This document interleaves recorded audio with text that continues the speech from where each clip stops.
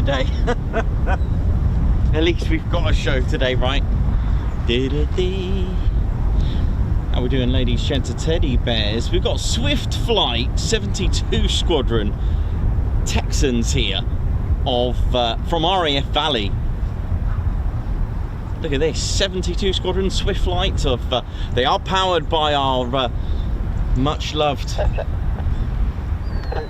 PT6.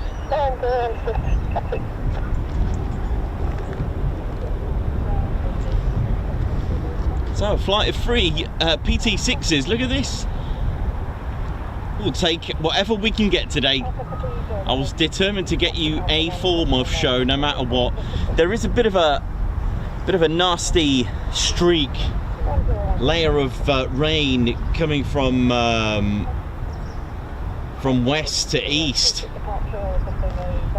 today. We were going to go to Bryce Norton, but for a 5-hour round trip for a show less than that, I couldn't quite justify it at that time. Bryce will always be there. So traditionally it's quite random here at the moment on a Friday. I wasn't supposed to do. There's our squadron leader, Ted Coningsby. Ted, how you doing? Flying the Norfolk flag, the Hudson flag. Norfolk, in the famous words of Mikey Hudson, putting Norfolk back on the map. Always remembered. And we've got our 72 Squadron Swift Flight here from RAF Valley. And traditionally, at this moment in time, we've been getting aircraft other than the F-35B lately, but that'll all change soon. We will go back, because I remember before March of this year we had some very busy streams at Marham, but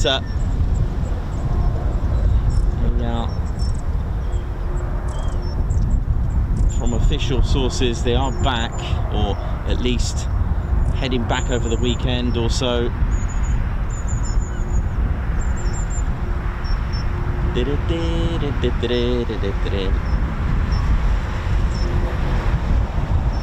Anyway, that's that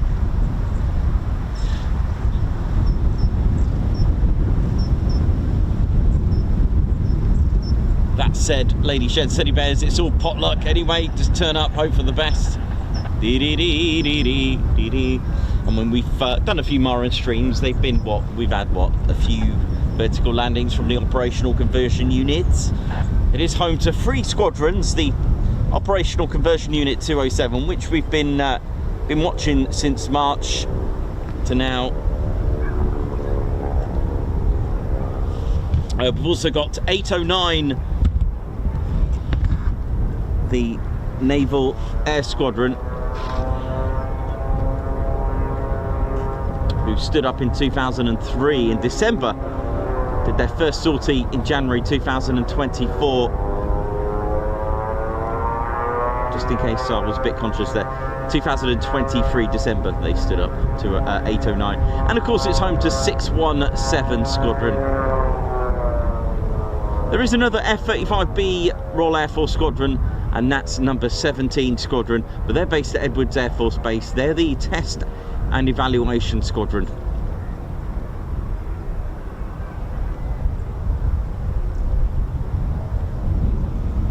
So the Swift Flight Texans.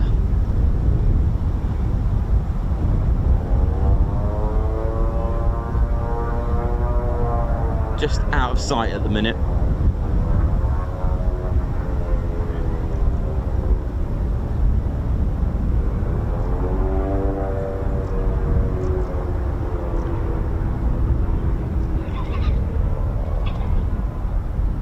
.207 Squadron, the operational conversion unit for the F-35B for both Royal Navy and the Royal Air Force. If you're looking for a career in the Royal Air Force, then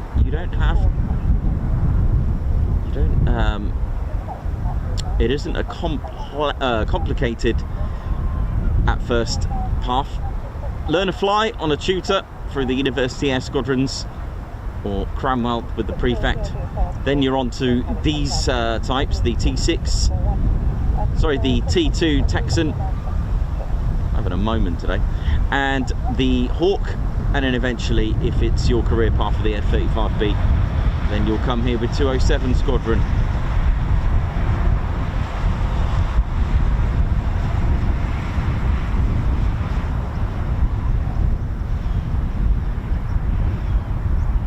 Now they are powered by the PT6 engine, reverse flow, just 1.8 meters long, and you can tell it's a PT6 by that big bore exhaust coming out at the front there. Look at that.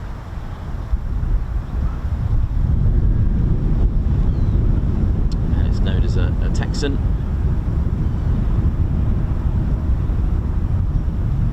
They're based at RAF Valley. This is 72 Squadron. They have a on their squadron insignia, it's a Swift.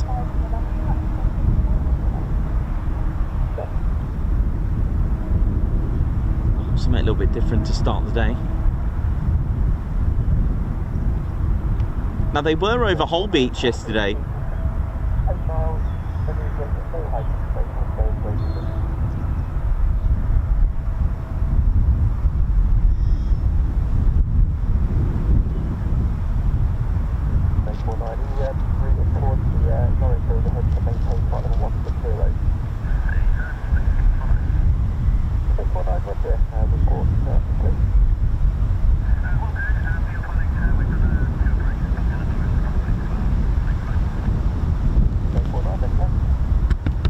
Sounds like we've got visiting aircraft.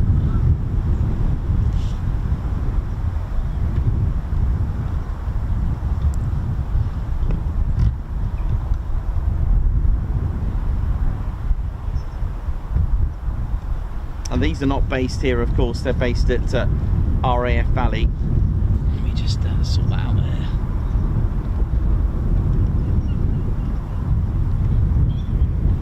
Now they provide the basic fast jet training, BFT, to Royal Air Force and Royal Navy students. So these could be Royal Navy students in these as well, 72 Squadron.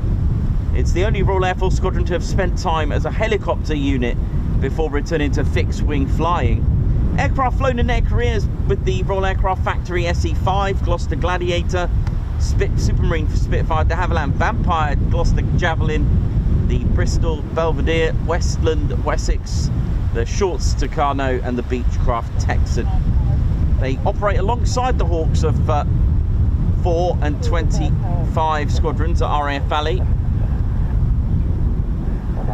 They formed in 1917.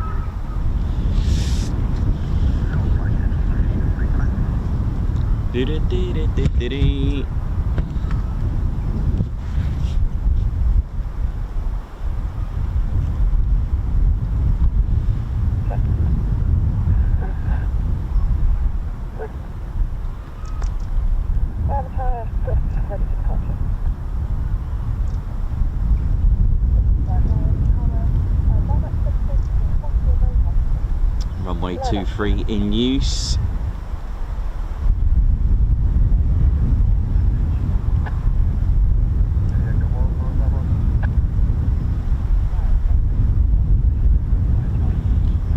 So, fingers crossed for F-35Bs. It's Halloween, it didn't quite go to plan. They were taxiing for departure, that didn't go down too well. That was our last time at Marham, wasn't it?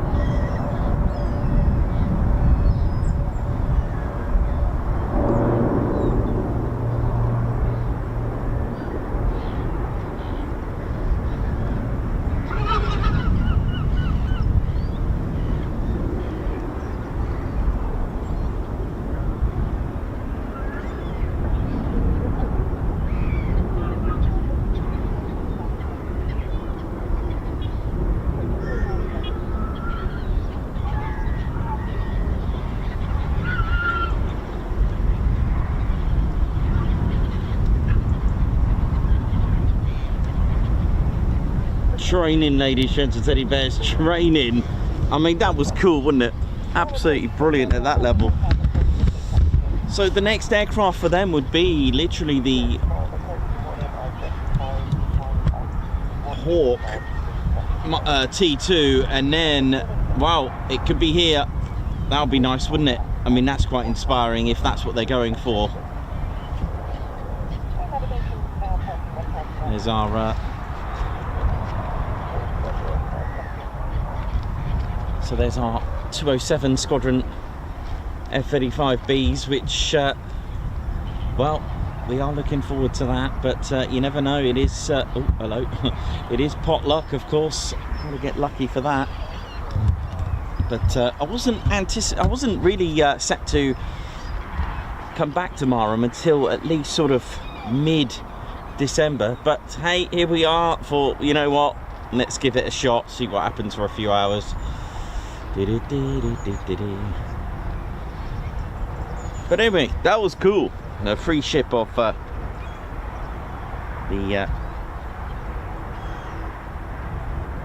Texan T1. And, it is, of course, as you've seen, a single-engine turboprop aircraft for the basic flight training. So that's BFT, basic flight training, and its role with the. It's also known as a Beechcraft Texan T6, probably where I got the T6 from. But it's a T Mark 1 in the Royal Air Force single. You have to remember that between air forces and countries, they are called different things. So I wasn't far out by calling it a T6C Beechcraft Texan. But in the Royal Air Force, it is designated as a Mark 1. And it is powered, of course, by our PT6, producing 1100 shaft horsepower. Got a length of 10.16 meters and a wingspan of 10.2 meters. Max speed of 316 knots. Gets an altitude of 31,000 feet. And it is dual controlled for a pilot and a, well, passenger or qualified flying instructor, of course. Front seats usually for the student pilot, at the front, dual controlled with the instructor at the back.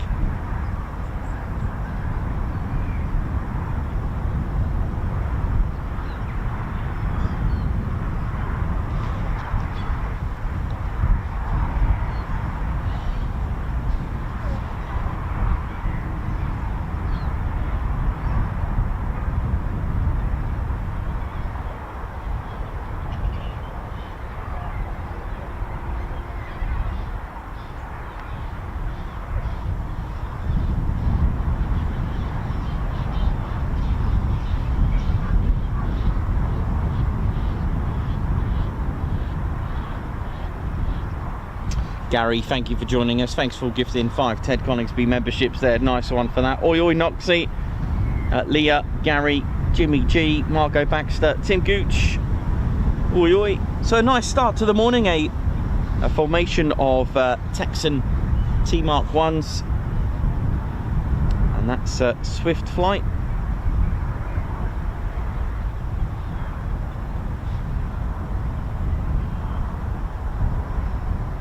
So whether they go to Holbeach again, do some training over Holbeach, which they did between sort of 9 and 10 yesterday.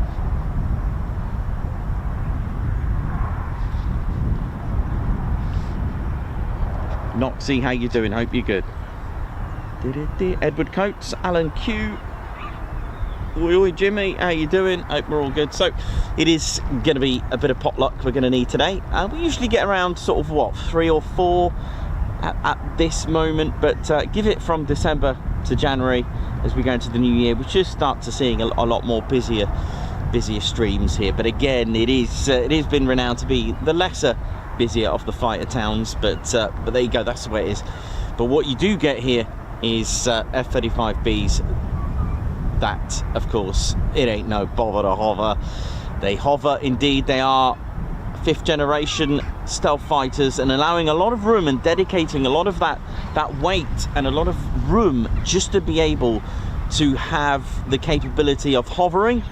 So that's quite a lot to justify. But indeed, if that's a, you know, an answer to the future of, let's say, producing something to deliver from the Harrier, then the answer is indeed the F-35B, powered by, of course, the Pratt & Whitney F135 PW600, of course. However, integrated is 1.2 tons of Rolls-Royce's lift fan, and the whole system itself includes the lift fan itself, the shaft that's connected to the front of the Pratt & Whitney engine that delivers 29 shaft horsepower to the lift fan itself, which is a 50-inch diameter lift fan. And it also has Rolls-Royce integrated roll posts so that the aircraft can pitch laterally from left to right. And then we also got our legendary 3BSM, that's free bearing swivel module. It's not quite the thrust vector as you might think.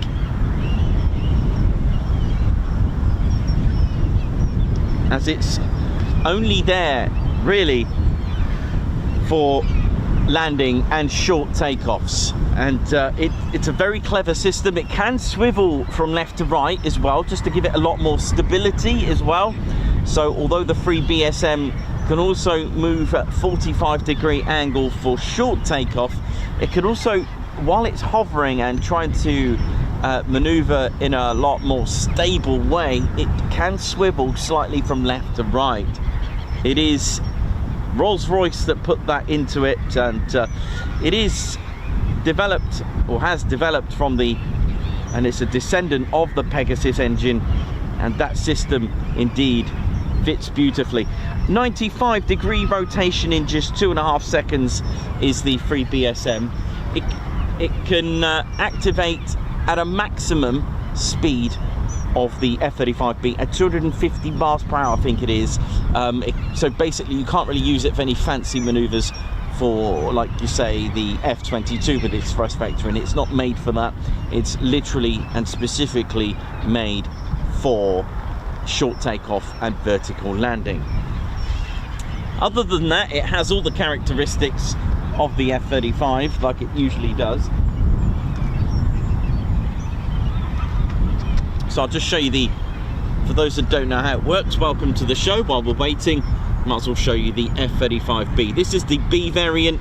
If I was to show you an A variant, if you were to look at it from the front, you would be lacking this quite bulky canopy section. You'll have all that missing on the A variant if you were to try to quickly identify it. Also missing is the cannon, which sticks out quite predominantly or dominantly here quite a lot. It looks like it's got it, but it's because of the contour.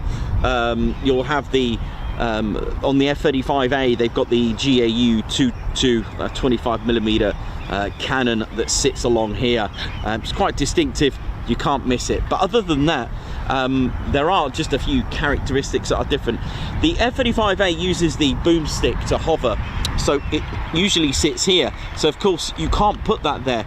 This weighs about 1.2 tons, and it was literally an answer to the Harrier. It literally has been so technically advanced and made the F-35 have a variant that can hover, and it really can do quite substantially and excellently. If you think of the amount of tolerance and weight that these F-35s have to literally put up with as well, it's quite amazing.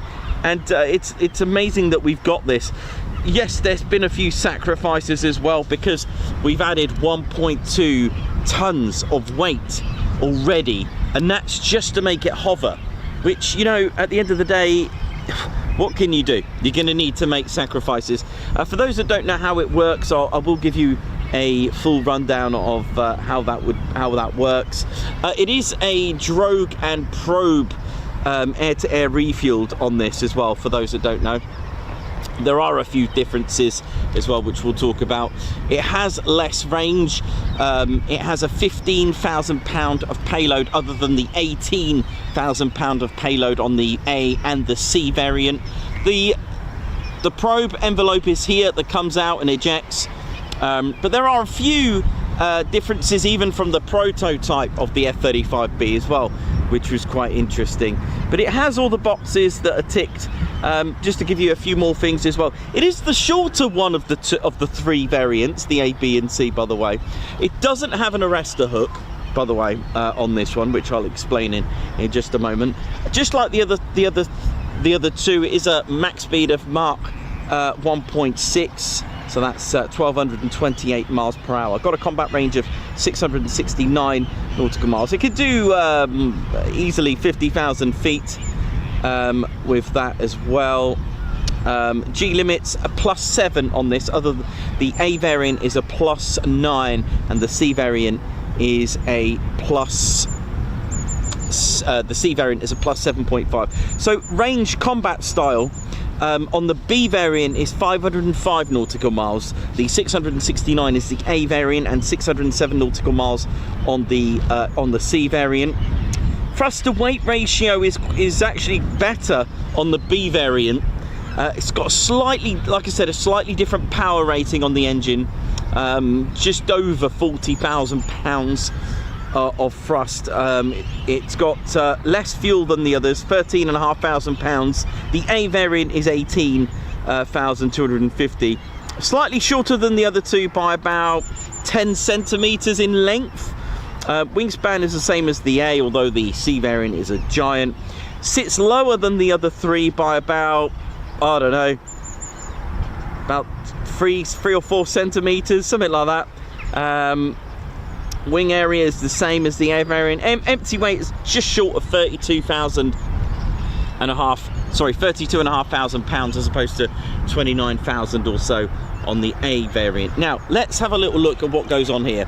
Now remember when we spoke about the F-35, all the serrations, okay, all these serrations minimize and lower the radar cross section on the on some of the prototypes, because you'll notice that the hood is not serrated in any way. It's quite rounded, really. And what they found, they had to make a bit of a justification and sacrifice, or at least a compromise. They did actually start off with having something like this with 2 doors, and they had serrations on it, but they found the airflow as it was being sucked in. So all the air's getting sucked in here.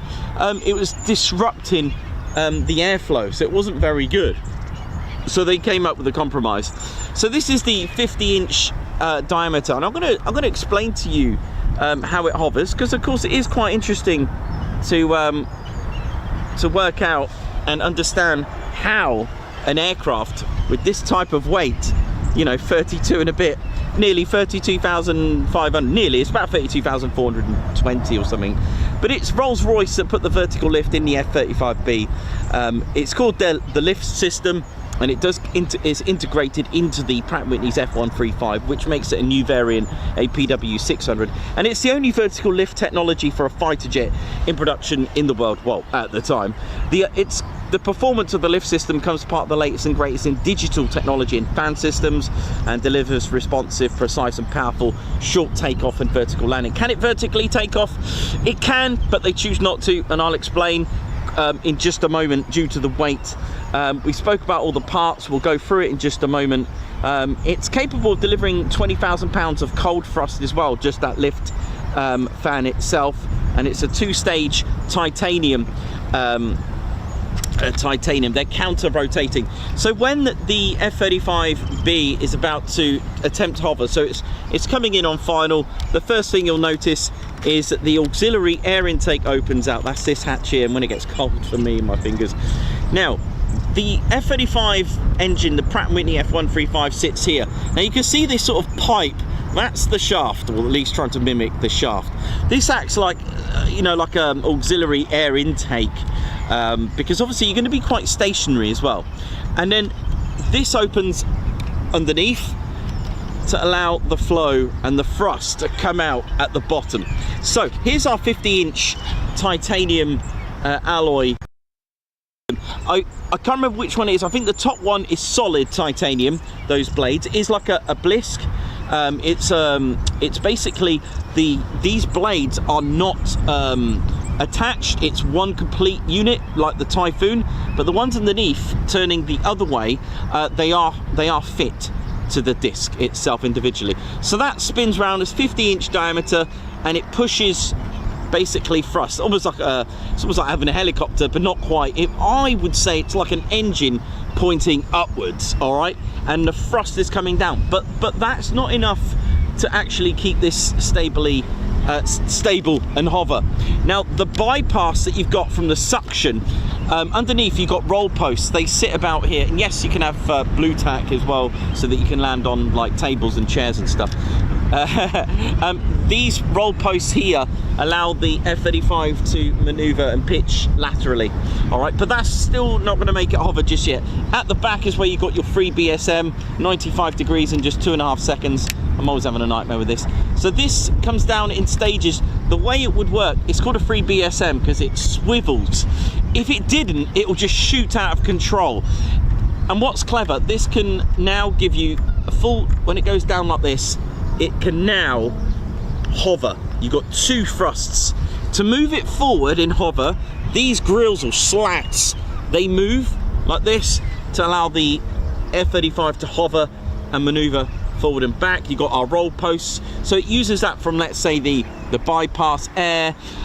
Now, on a carrier with the what is it, a ski jump, so for a short takeoff, it will go at a 45-degree angle.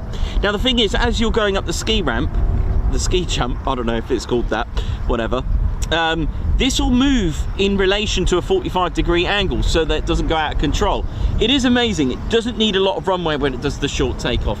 It really is a spectacular aircraft. Now, if you're going to load this up, it's going to be quite heavy. If you had 50% of fuel with no ordnance, it would be able to do it. It's done it. It can do it in tests. They've tried it. It can actually vertically take off, but it's not made for that, which is why they got this free BSM 45-degree angle. In just a few feet, it can actually just take off quite happily in what's called a short takeoff. So that's why it's got Stovall written on it. But yeah, other than that, it's got the radar absorbing material, just like we said. It's got all the serrations. Again, the radar absorbing material has particles of iron. Lockheed Martin have patented that. Obviously that's classified, but it can absorb frequencies 0.1 megahertz up to 60 gigahertz, which, you know, that's really going to go quite undetected. Amazing. But it's made for loitering. You know, it's made for hanging around and getting the job done. It's not designed to go, you know, more than Mach 1.6. It doesn't need to. Look at the B2. That's not even supersonic. No afterburners on that. And yet it gets the job done undetected. Same as this. Got a radar cross-section of a golf ball or thereabouts.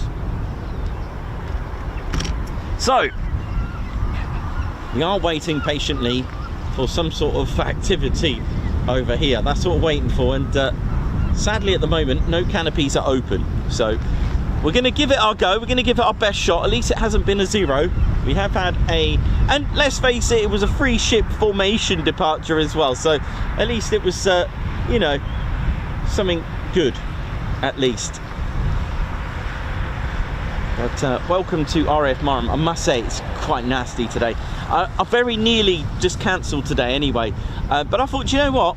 Let's give it a go. We'll do a couple of hours here and just see how we get on.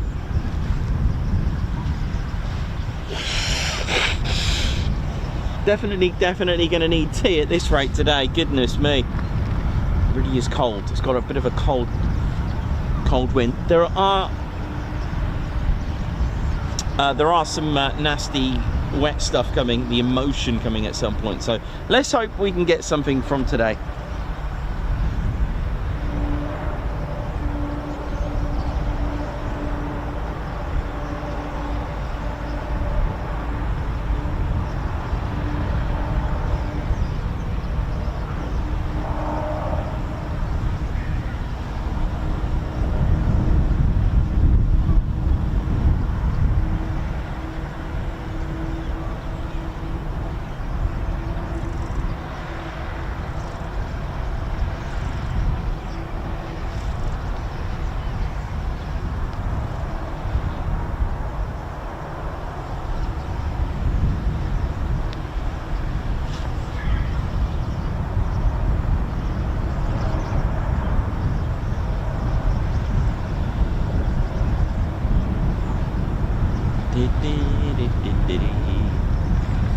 Welcome to the show, ladies, gents and teddy bears. Hope you're all good and well.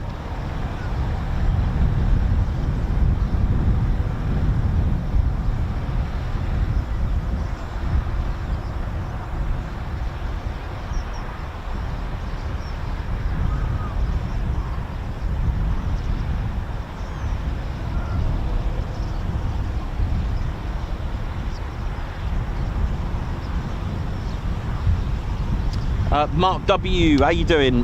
Does the F-35B have the same stealth capabilities as the A variant? Yes, it does indeed. So if you have a look, probably best to show you the A variant. By the way, another question I do get asked quite a lot is, because you see that at air shows, can the F-35 hover without the landing gear down? Yeah, it can hover, it can do that. The reason at air shows that it has to have the landing gear down is because of safety. Should it need to make a land, should things go wrong, it's got the landing gear ready for safety. And also on an approach, you'll have to have your landing gear down anyway. They wouldn't let you land if you didn't, if you didn't confirm that your landing gear was down. So yes, indeed. So you have to remember that, there will be some signature radar cross section compromise only for a fraction of a second. I'll tell you what I'll do. Let me go and get you an A variant, and maybe we can have a look. I'll show you, because that's got the landing gear down on that one. Let me show you. Good questions there now. Keep them coming there now.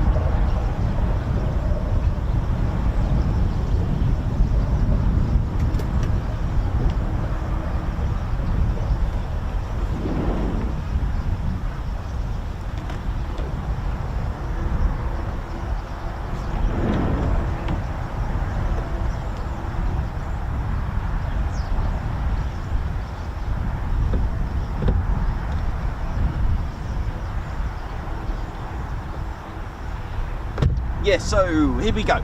So the answer is it has the same stealth capabilities. Yes, indeed. If you have a look at the landing gear, so what is amazing about, if you have a look at all the little tiny bits of detail, so look at even the landing, even the opening, even the doors for the landing gear are all serrated. Even the weapons bay serrated. You are going to compromise a little bit of stealth as soon as you open these. But let's go back to the landing gear. You're landing. You're going to be landing somewhere. I guess you don't really need to have your full stealth, really. I mean, think about it. You're landing somewhere, But there you go. There's some good weapons in there, right? 4 hard points. Can also have 6 hard points and external missile rails on each wing. So 3 and 3. So a total of 6, which is quite impressive. So a total of 10 hard points. It is a spectacular aircraft. Good questions. Any questions about the F-35 stealth, how it works? Just hook me up.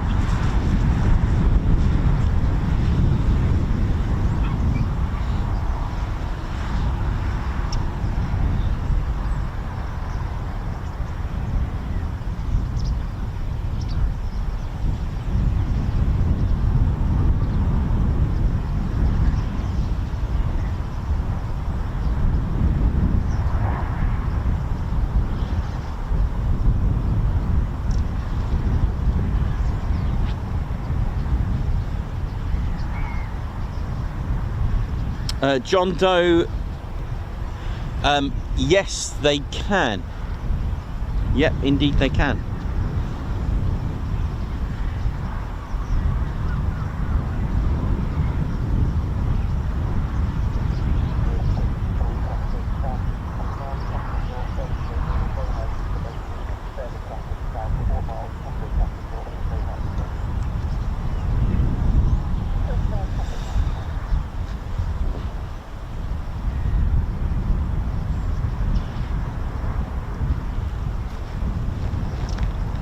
How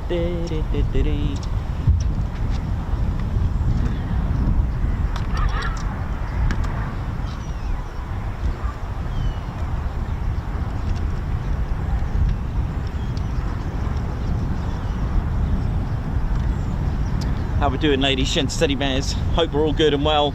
And let's hope we get, like I said, even if we get one F-35, I've always said this, even if we get one vertical landing, we're always here for the landings. It's awesome.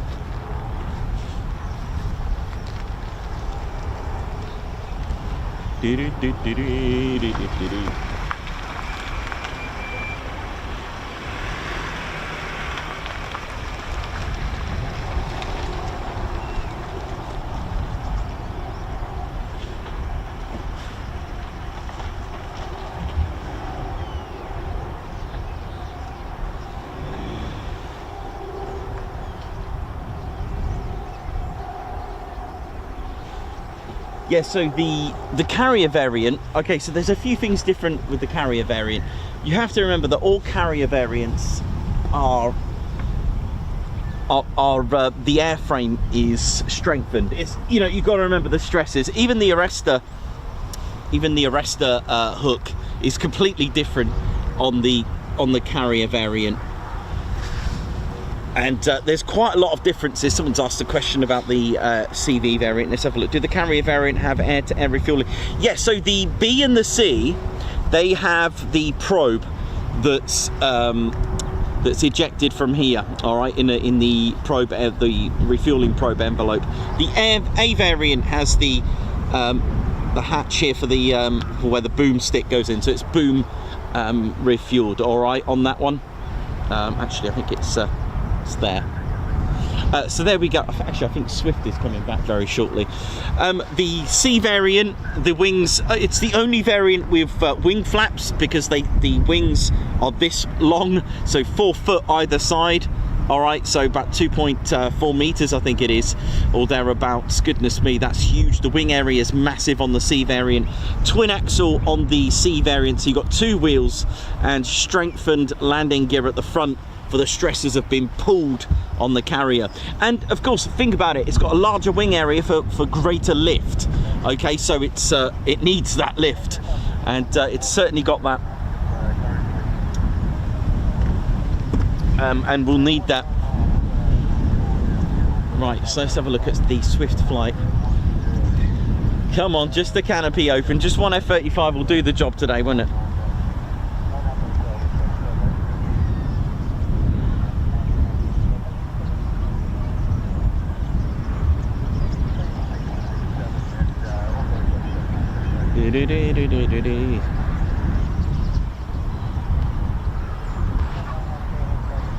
Yeah, the other option was, of course, Milden Hall today. That was another option, and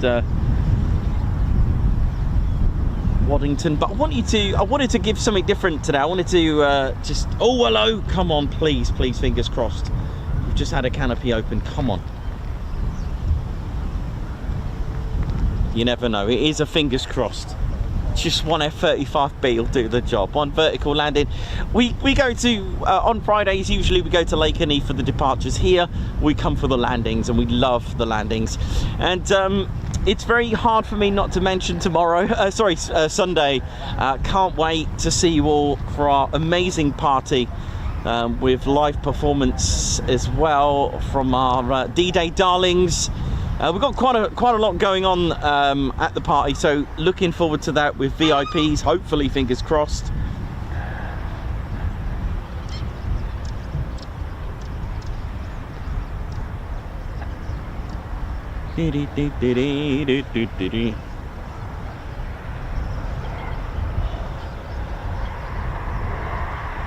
Oh, maybe there's another one there. I don't know what that means. I don't know if that's a good sign now, when they shut them straight away. You never know. You never know. Let's keep positive on this one.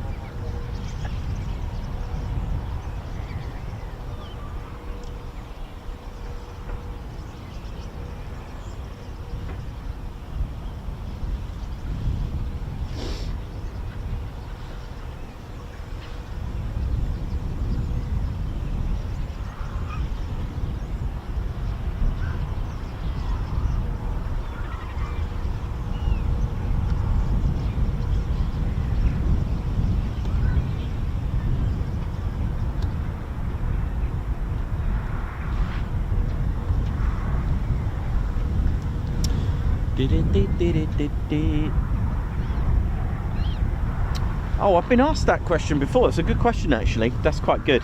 It gets me thinking. I like this. Williams, with air-to-air refueling, what are the pros and cons with probe and boomstick? So boomstick, you've got an operator. There is control. Okay, so think about it in a more, let's go technical, as in, let's go physical, because that's probably physical, right? Let's have a look. So you've got a boomstick operator. Someone's actually operating that to get that into the aircraft. Okay, of course there's got to be some coordination with the fighter jet as well, or whichever aircraft that's been refueled. Whereas if you think about it, let's take a Typhoon or an F-35B, that hose is just doing its thing and exposed to all kinds of aerodynamics and turbulence, and it is difficult.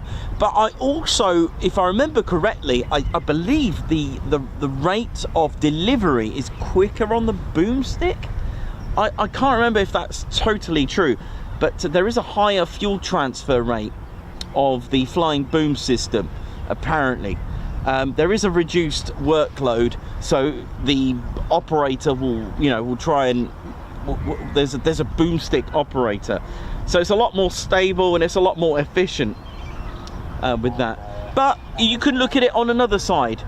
It requires an extra person to try to, so that here's the downside. It requires an extra person to do that, all right? Whereas a Typhoon or F-35B pilot, they just dare to themselves to try and, it's to try to do that. That's the limitations. The other thing as well, boomstick, you can only do one aircraft at a time. The drogue and probe method, you can have two. You can have one coming off a refueling pod, as well as or two refueling pods on the wings. So you could do it that way. You can do multiples. I don't know if you can do three, even though some aircraft can be configured with three, one on the tail, two on the wing. Not 100% sure on that, but they could do two, so you could do a lot more.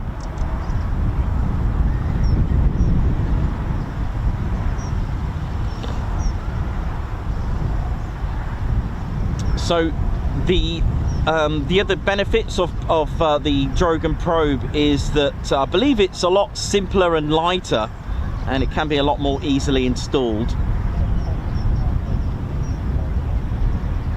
And it's got a wider compatibility. So that's the drogue and probe. So there are a few, pros and cons between the two.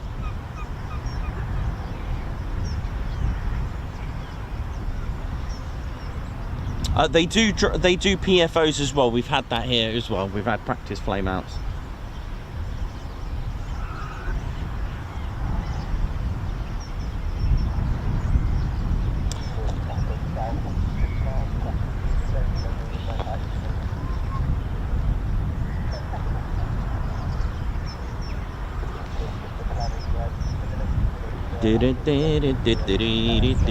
So precautionary flame out, basically like an engine cut out, but flame out's different. It's a type of engine situation where the compressors, everything's still spinning round. You can inject lots of fuel through the spray nozzles in that combustion chamber, but nothing will happen. Everything's still spinning, the engine's still there, just no fire on a flame out. And the idea is to take it to high key. That's the procedure. And next time we're at Lake Neath, I'll give you the full rundown. It's a lot easier if I show you what the aircraft is doing when it's doing a precautionary flame out, also known as a simulated flame out as well. In some stations, it's quite interchangeable. You can have PFO, you can have SFO, they're the same thing. The idea though is to try to start the object of the game on a simulated flame out is to restart the aircraft, not to land it, because you've got to remember you are going at some speed there to try and land.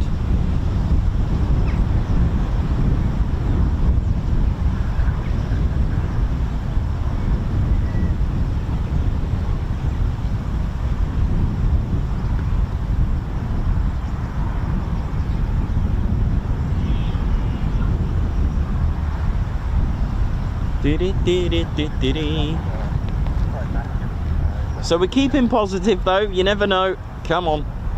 We did have some canopies open, but I don't think the pilot got in that quick, right? Unless that's how you do it.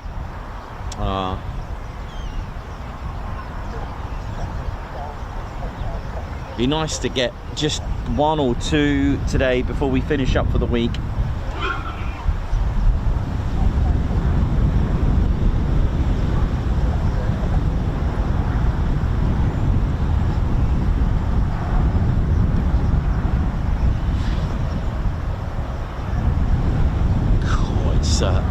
Pretty nasty out here actually.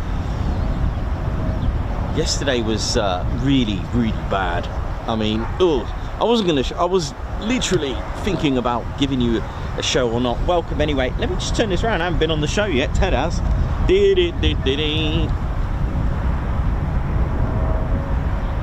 How we doing, ladies, gents, teddy bears? Hope we're all good. My name's Nikos. Look at this, what's going on here? Cameraman and commentator of the Ted Coningsby channel. I hope you're all well and looking forward to the weekend, and many of you coming to the sold out. Actually, no, it's not sold out. We've still got tickets available. If you've got a last minute, if you're available on Sunday, the 30th of November, go on our Facebook. There's a link on there to get you a ticket. Or if you're on our Discord, there's a few tickets available on exchange, where unfortunately some of our fans can't make it, so there are tickets up for grabs there. So we've got a handful online and a handful on our Discord server, so take a pick, get what you can. That's 30th of November. Would like to see you there. Doors open at 15:30. But yeah, we still got if you missed out, it's time to get in there. It should be good fun. We've got a charity auction and raffle, and for that we're raising money for NX611 to go to Just Jane. So looking forward to that. Should be all good. Yeah, other than that, it's been a good week really. I mean, that Lake and Eve stream, I'm still getting withdrawal symptoms from that. That was brilliant, wasn't it? Tell you what I will do, might go and grab a quick cup of tea, but yeah. All is good, so looking forward to that. But yeah, I hope you're all good and well. We'll just being patient. I think the 3 Texans are on their way back. I'll go and quickly grab a cup of tea, I think, or at least just wait for them to come back. So we had 2 canopies up and then they went down, but I'm not sure if that's I can't see the pilot getting in there that quick.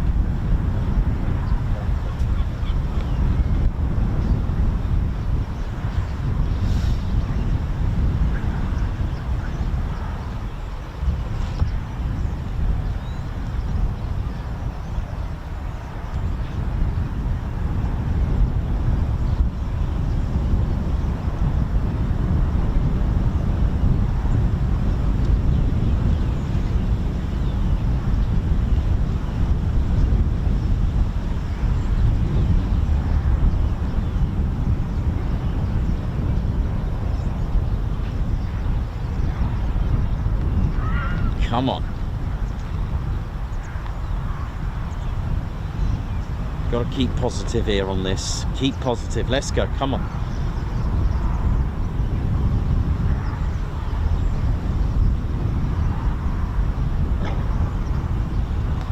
Well, yeah, definitely a cup of tea time. I'll be right back. All right.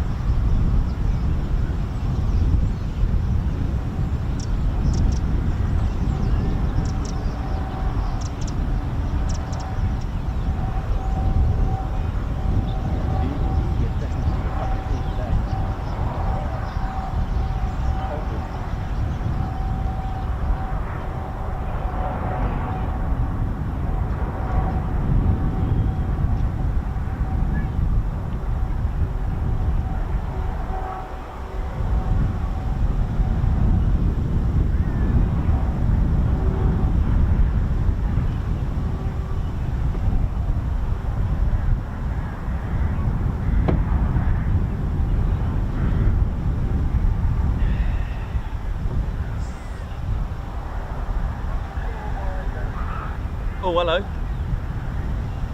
Tall boy Ghost. Yes, we're going to get something. Come on. That was Ghost.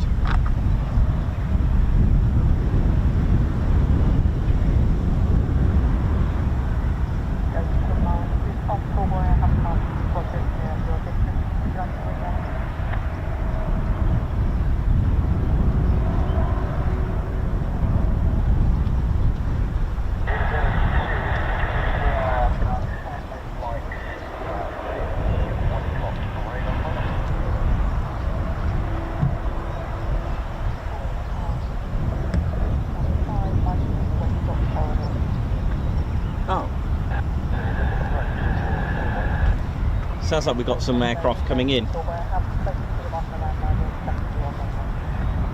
Ah, okay. No, it's fine. I shouldn't be ungrateful. Sounds like we've got aircraft coming back in, I think. I haven't missed anything.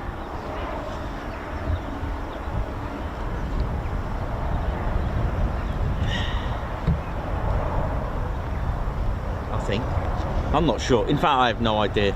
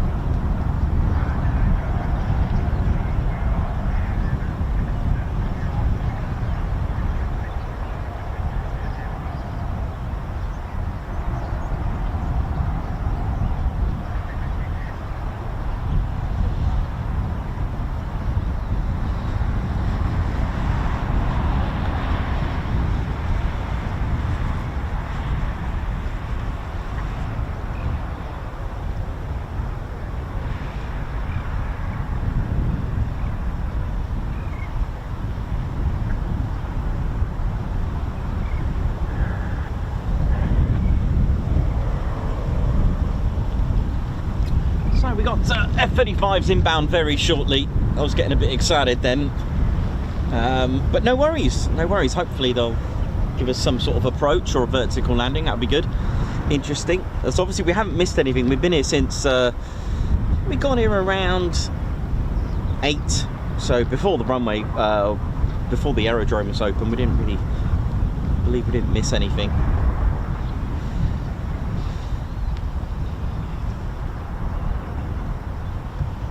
Doncaster lass, happy birthday to your niece.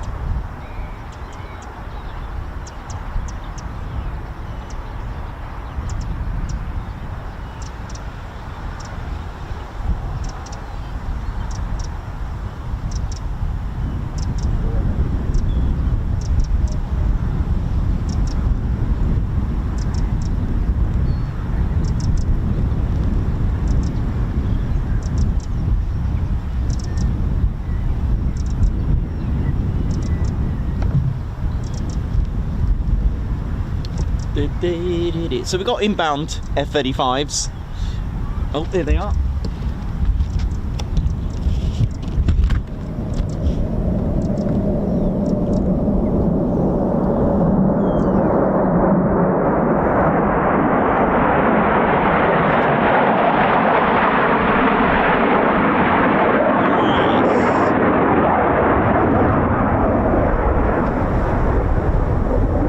Beautiful. Hey, that was cool. I wasn't expecting them from that way.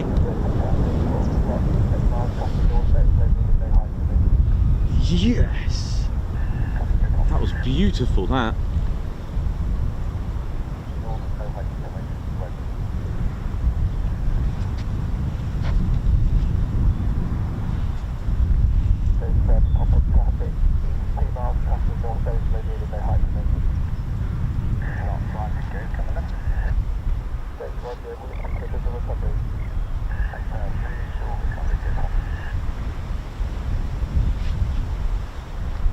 Well, that was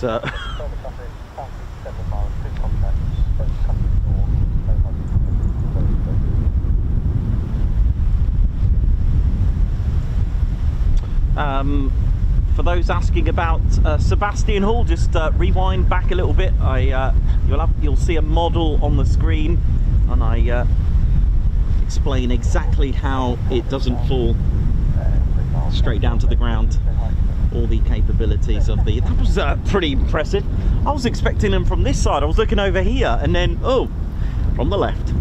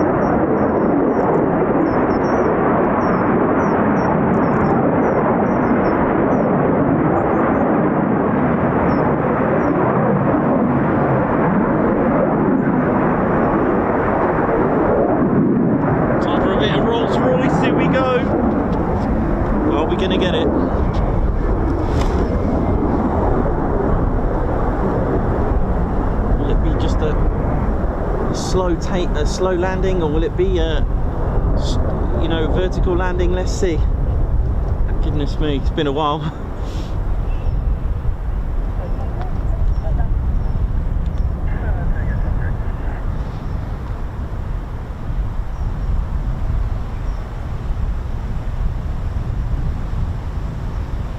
And you saw the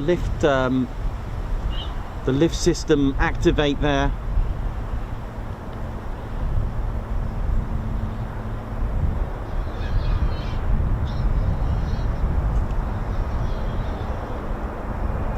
I think it's a short rolling landing, I think, unfortunately.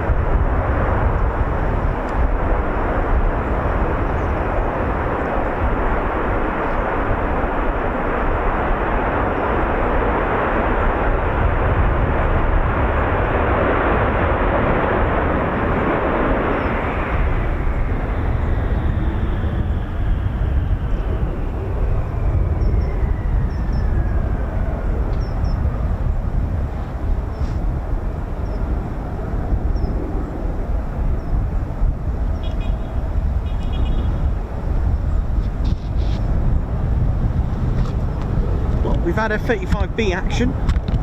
Nice little free ship. Initial, they gave me another go, didn't they? That was nice.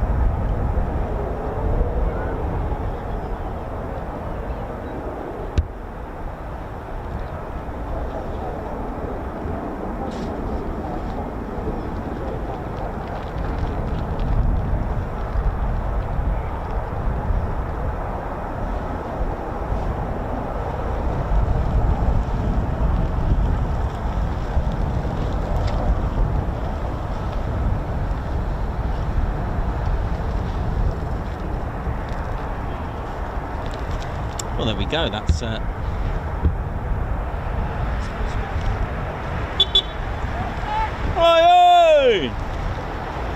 no, sorry, no. The call sign or the serials? No. Yes. No, I didn't get the serials.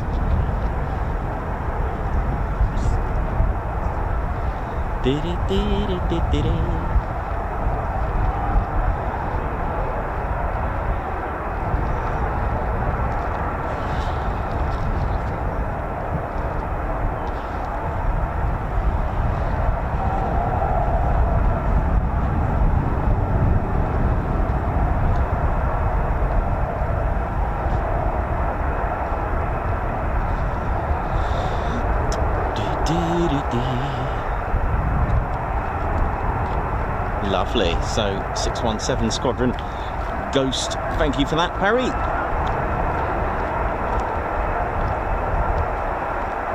that was nice to get them in a free ship. Tell you what, didn't think we can see them from right there.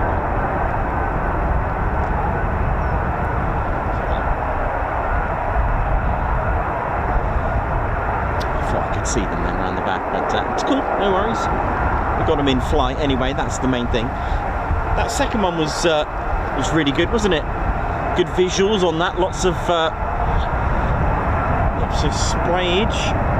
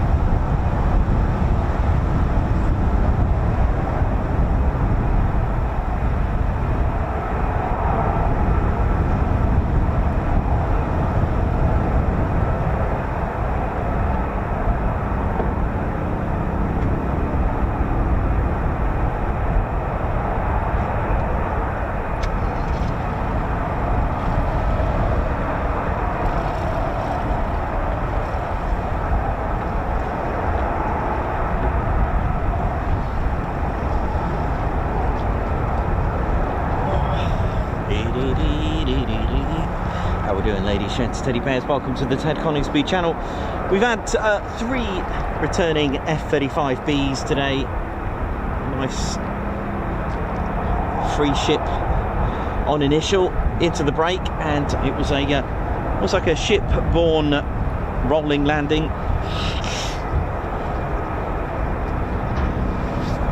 It's always nice to see.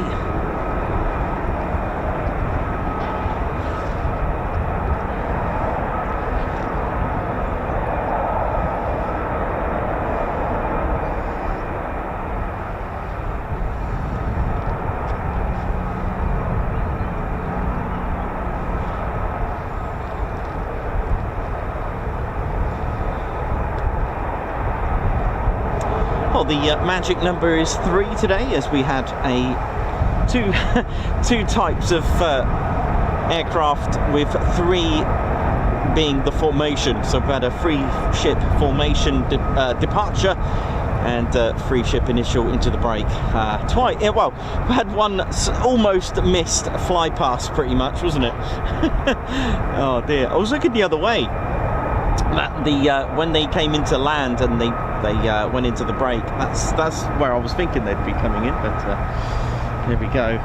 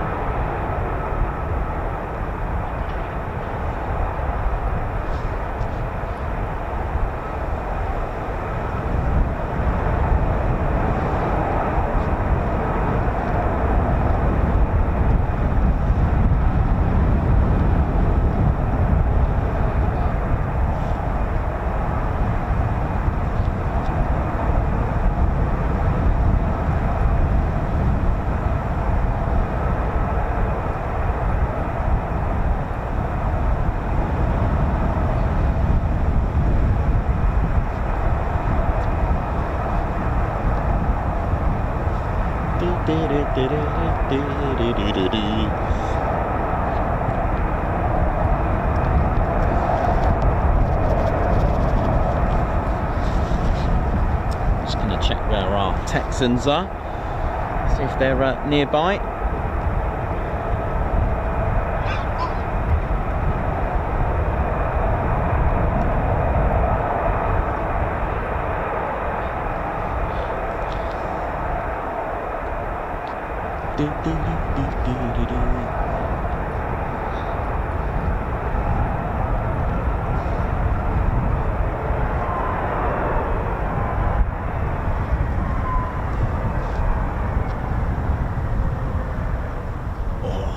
What a sound, even just the shutdown. That is amazing. Did you hear that? That was beautiful. 3 of them shutting down there.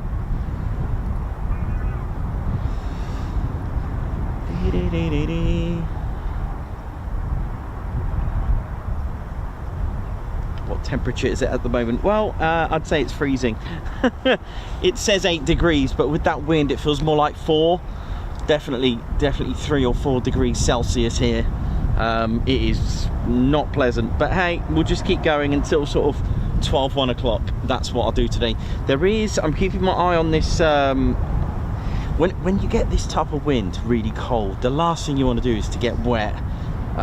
It's not pleasant, but we might avoid it as well. So if we are avoiding it, then I'll just stay on for a little bit longer, which is fine, not a problem. But I'm going to keep my eye on it. Good thing about this vastness where Marham is situated is that you can see what's coming at you.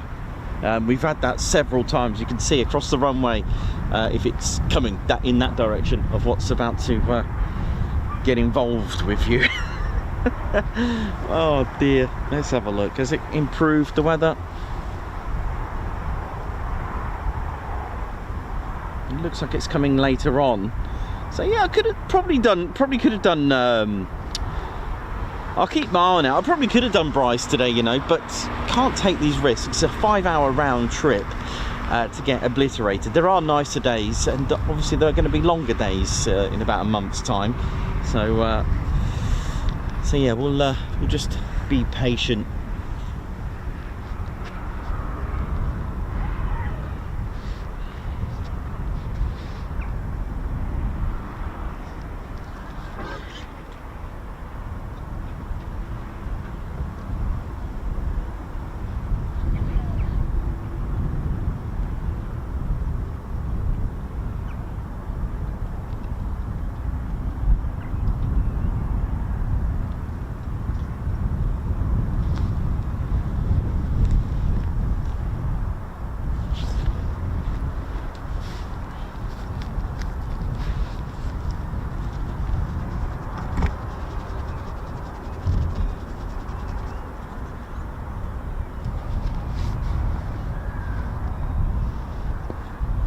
You're watching the Ted Coningsby channel. Don't forget to show some support. You've been cleared to vertically land on the like button.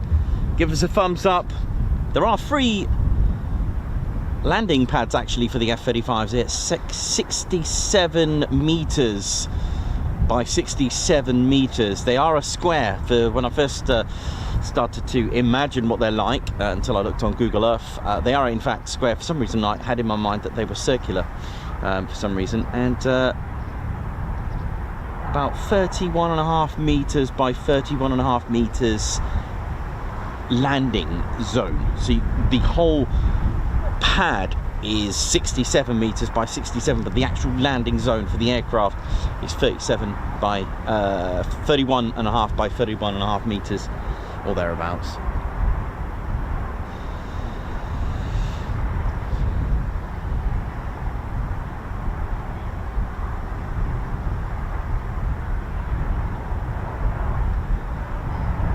So yeah, it's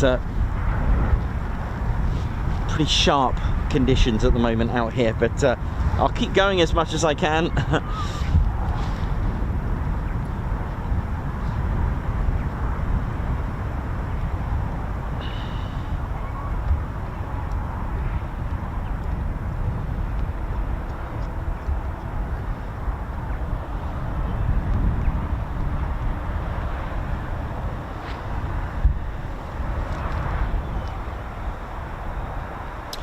They do, okay, so they have runway 01 and 19, and it's made out of asphalt, and they do have like they do carrier training on it. They got like a mock carrier. I think they have one at Coldrose and probably Yeovilton as well, but there's they do a lot of the Stovall training on the junior pilots here, so they got like a mock carrier that's marked on here where they do the training. Like I said, made out of asphalt. So slightly different material. I think it's a lot softer, but a lot more reactive to heat. So they have pros and cons with having concrete and asphalt. I might have got that wrong way around, so I do apologise if I did that wrong way around, but there we go.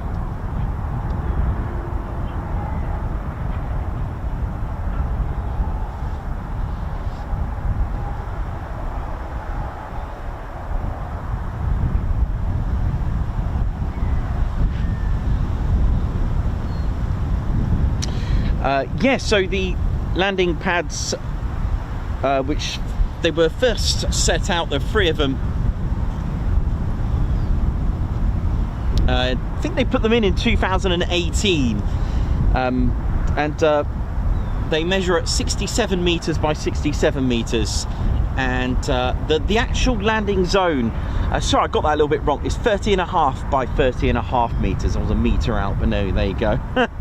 But there are 3 in total. So it makes it quite interesting when you've got multiple aircraft vertically landing. We've had 4 at one point, where the other one was kind of like just waiting for the other one to finish up. That was cool. We've got that once. It's harder to film because you're like, oh gosh, you're almost trying to like work out which one's going to land, start to descend first, and you're trying to juggle which one to get on one screen, and yeah, trying to get you all that nice close-up of the, you know, of the vertical landing is pretty cool if we do get one today. But we will get one in the future. We've had tons of vertical landings here.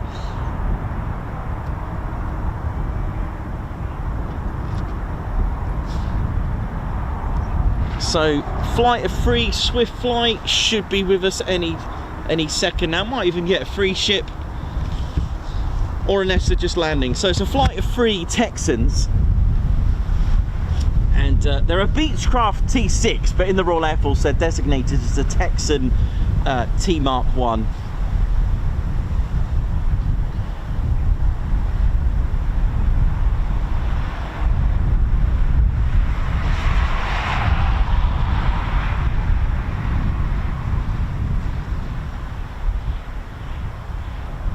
So this is Swift Flight. The sun's coming out, come on, just warm things up a little bit. Yeah, it would be, again, a glorious day if it wasn't for that that wind can play a major part. It's always like blowing freezing cold air, but hey, there you go. Can't have everything, can you? I mean, as far as movements are concerned, this is all right today, you know. Plenty of F-35s out. So, as in parked up out of the hangars. But there you go. Just relying on potluck. But we'll keep going. We've seen F-35s airborne, so that's the main thing, right? It was nice to welcome them back. So if you want to put it in that sense, it was nice to welcome 617 Squadron F-35Bs back today, ghost flight. So they've been on a special operation, an 8-month operation. I think it's called High Mast.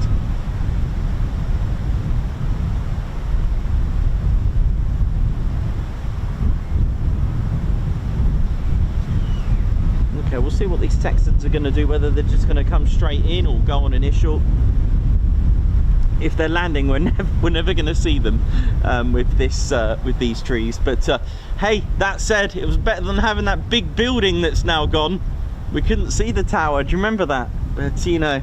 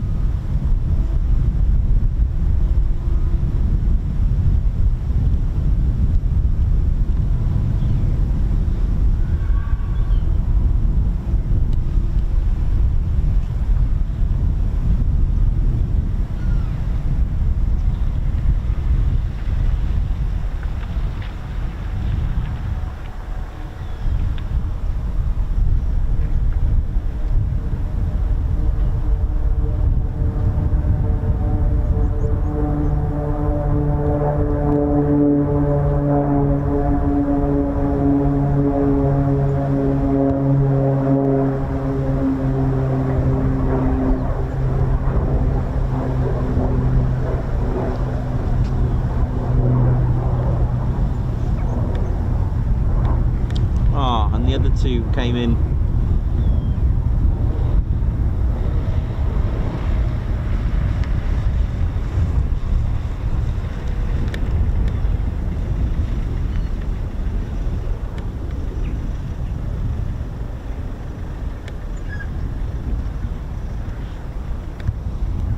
Fair enough. I might go and get my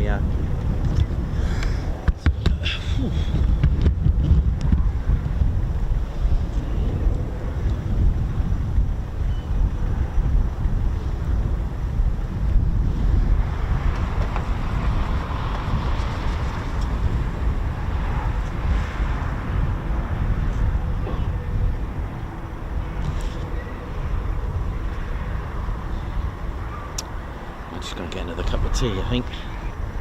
Keep warm.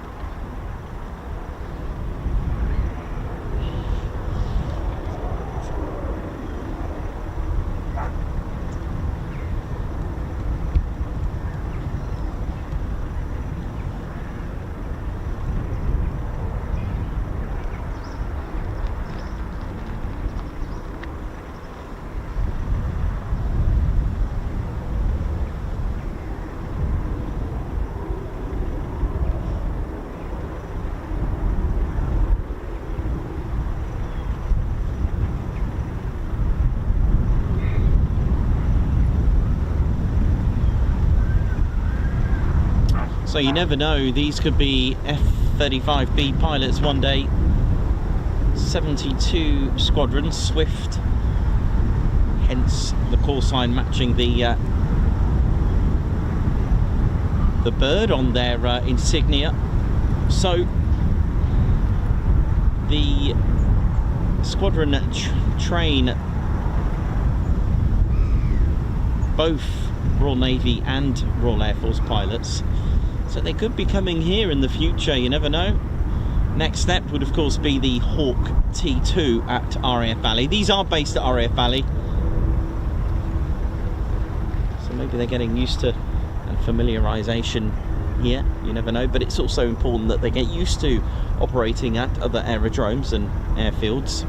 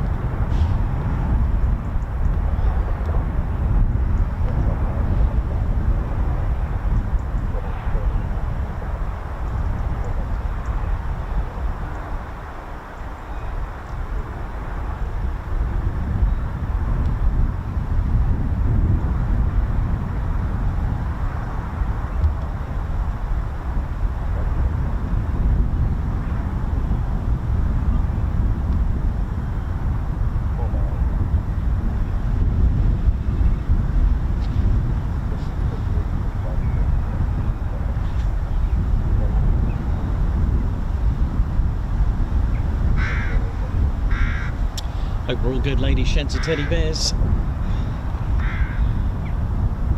So we've got another Texan just arriving very shortly.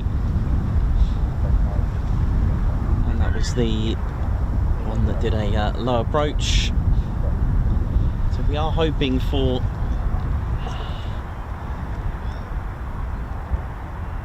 these canopies there to open, but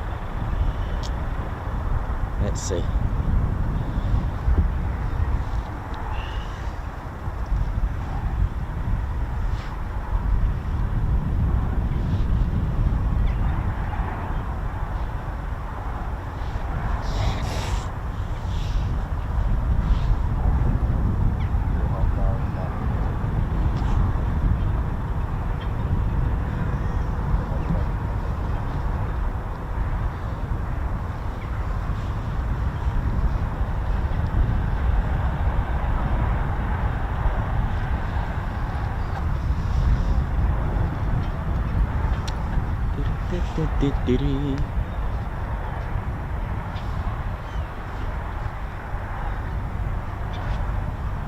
Texan now.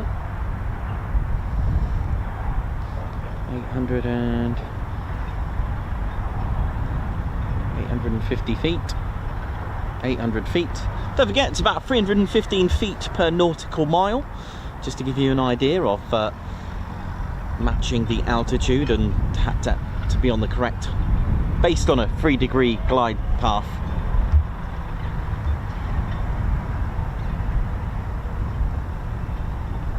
So you can round it off to 300 or 315.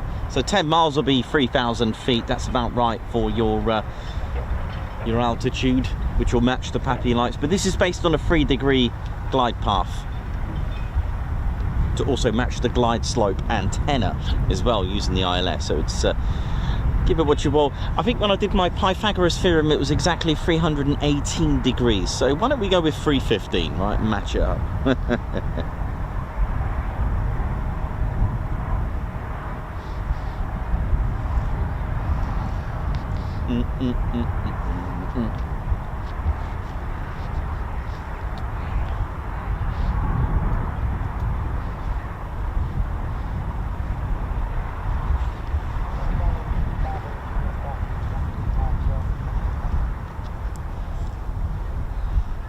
And there she is, as in the aircraft.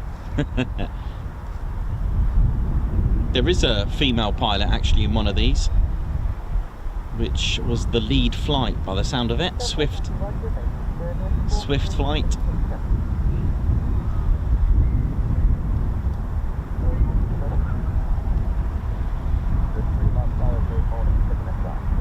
And this, just like the Beechcraft Shadow R1 at RAF Waddington, is powered by the Pratt & Whitney's PT6. Of course, there are different variants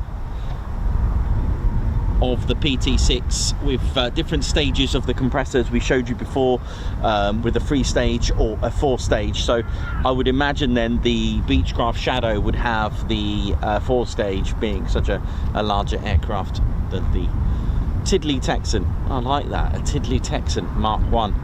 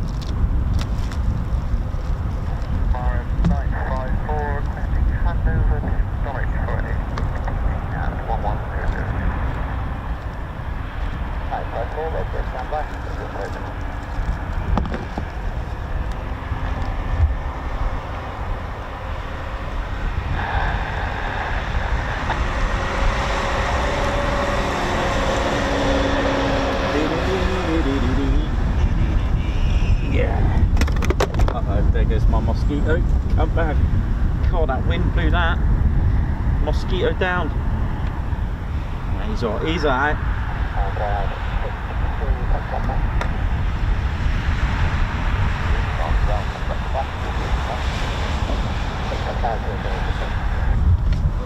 Oh.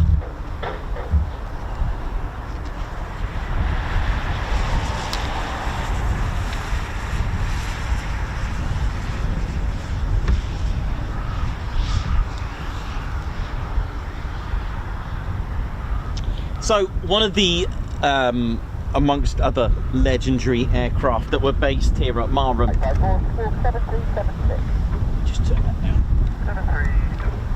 So one of the legendary aircraft that was based here, and let's face it, we've got a legendary aircraft already, the wonderful, amazing 5th generation F-35B here. But one of the first ever multi-role legendary aircrafts flying with such squadrons such as 105 and 115 Squadron, and 115 is still flying today at RAF Wittering, was indeed the legendary Flying Tree. And of course, and I know there's a lot of you that have a favourite, and it is indeed the de Havilland Mosquito. I mean, just look how beautiful this is. The wooden wonder, the Flying Tree. It was absolutely amazing, and did some amazing daylight raids and literally led the way for Pathfinders, the Pathfinder force, with 8 group of bomber command as well, and the world's first ever real multi-role aircraft. And it was Sir Geoffrey de Havilland who kept going, kept persevering, and I mean kept persevering, because he was just turned down. And I can see why, you know, I can see the thinking, but they just didn't give it a chance. And being the RAF's first multi-role, and then of course we all know the Tornado was here as well, another multi-role aircraft. But we have to go back to, let's say, 1934, which was already proven for this aircraft that wood was the way forward. In 1934, 16th of October, of course, Mildenhall was opening, and just a few days later, the amazing air race, the Mac Robertson air race, took place, and it was an air race from Mildenhall to Melbourne, Australia. And the winner was a de Havilland aircraft, DH-88, in that beautiful, it's almost like cherry or scarlet red or Ferrari red, whatever you want to call it, that beautiful Comet. The DH-88 on the 20th of October took 71 hours of the Robertson air race, and it was indeed made out of wood. And you know what, 90 years on, or 91 years on, it's still flying today at Shuttleworth. It really is. Now, whether or not the parts are all the original from there, the fact of the matter is that airframe, that serial, is still flying. Grosvenor House it's called. Go and check it out at Shuttleworth at Old Warden.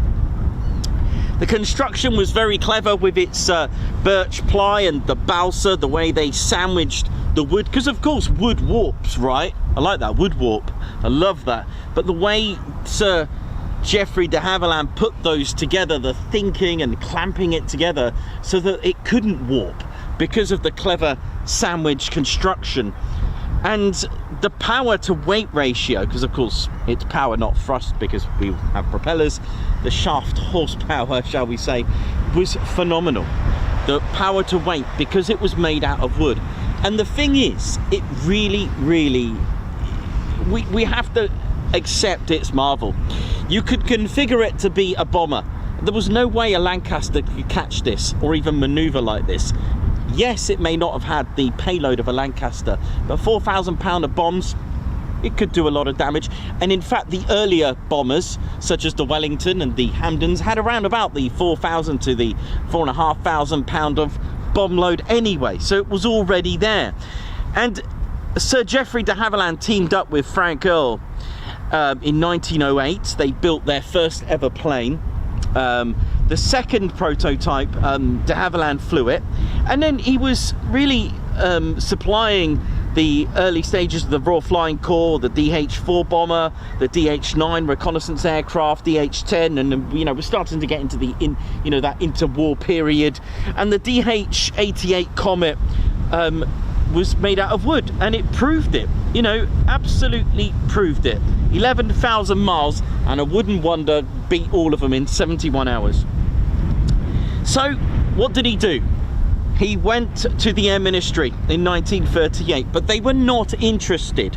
You see, 1938, we had the Wellington bomber, we had the Handley Page Hampden. Wood was considered regressing. We were making aircraft from metal. Metal was the way forward. That was the thinking. Going back to wood, they were probably thinking, are we going back to the biplanes? But there we go. So, you know, they were not interested to develop this, even though he said, look, my DH-88 proved it. So, you know, when he finally got a go-ahead, when he did, they said, well, you can do, but it can only be a reconnaissance. We can't see this thing being armed. And so this, you know, he really wanted to do that. And it was Chief Commander Walker who approached the Air Ministry with a high-speed bomber, new designed, unarmed, with wood. But they said, look, you're regressing now. And, you know, they thought he was going backwards, and they kind of thought, you know, that you know, the way forward is metal, I'm afraid. So they turned him down, and it was in 1939 in November that Air Chief Marshal Sir Wilfred Freeman commissioned finally the first prototype on one condition, and it had to be a reconnaissance aircraft and not a bomber. But by that time France had fallen, and the Allies were falling, and Allied forces were evacuating Dunkirk, and de Havilland, he kept arguing his case. It didn't need resources of metal. Now the thing is, while we started to get into 1939, 1940, the good thing is for de Havilland, and the bad thing, right? Let's think about the turning down. You've got to remember, you've got companies such as the Short Brothers making the Sterling in 1940. You've got Handley Page making the Halifax, and AV Rowe as well were making their Manchester, which turns into the Lancaster. You've got all these, you know, Vickers making the Wellington. You've got all these companies. Now, don't forget, you know, when we think of the YF-22 and the YF-23 and the 35, you know, the prototypes, two companies fighting it out to get the deal. Just think how much revenue, just think how much income they're going to get from a contract. And this is exactly the same scenario that de Havilland faced with his staff. They were frustrated. They were like, well, we're going to go and work for another company. You've got to remember that during a war, you need resources. Now here's the flip side.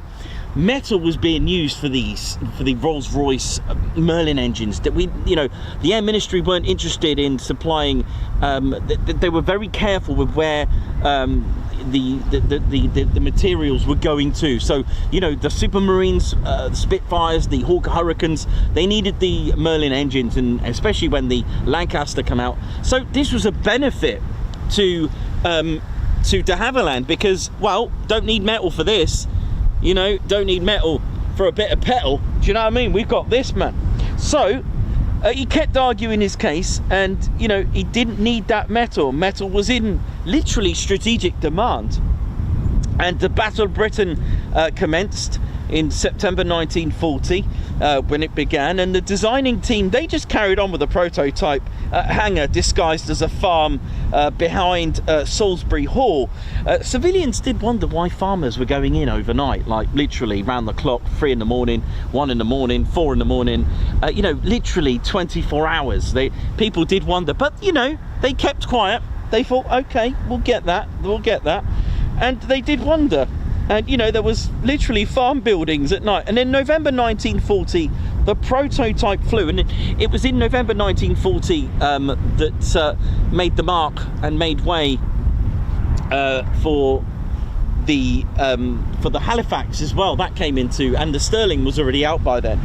And the prototype of this flew its maiden flight of 45 minutes, and it was piloted by de Havilland himself, and it was W4050, also known as ED234, and it was painted in yellow at Boscombe Down, I think it was. And the thing is, they needed to paint prototypes in yellow, and I believe it's still at the de Havilland, I think it's at a museum, I can't remember which museum it is, probably the de Havilland Museum, in yellow. They had to paint prototypes in yellow to save them being shot down, because they've never seen imagine if you've never seen an aircraft before, and you weren't used to the markings or anything. They had to paint them in bright yellow just so that they weren't shot down. But the good thing about having that facility with wood, and this is where things really benefit the de Havilland Mosquito. You see, there wasn't really a designated factory to actually make this, like all the components. And the thing is, if you had anything to do with wood, so such as a pianist, if you were making garden furniture, stuff like that, then then you would be involved in this as well. So that's pretty cool, right? So basically, the carpentry techniques were also required for repair. There was also flame dampeners as well. These were added flame dampeners, because of course I spoke about this before. At night, your flames from your exhaust would actually make you stand out for enemy night fighters. So they made those dampers for the night fighters. So they were so they did that, and they made their PR version, the photographic reconnaissance. So you'd have your camera here as well. And they also did subcontracting, and this is the key. So if you were a school desk builder or a furniture manufacturer, then you built the wings. If you were a piano maker or even a coffin manufacturer, then you did the sections of the fuselage. And if you were basically, if you had any garden sheds, that's where you made all the small components for the Mosquito. So it's really almost like literally the people's Mosquito. Literally, balsa wood and plywood would be sandwiched in. The design was amazing, and it can withstand like 41 tons or equivalent to 700 men.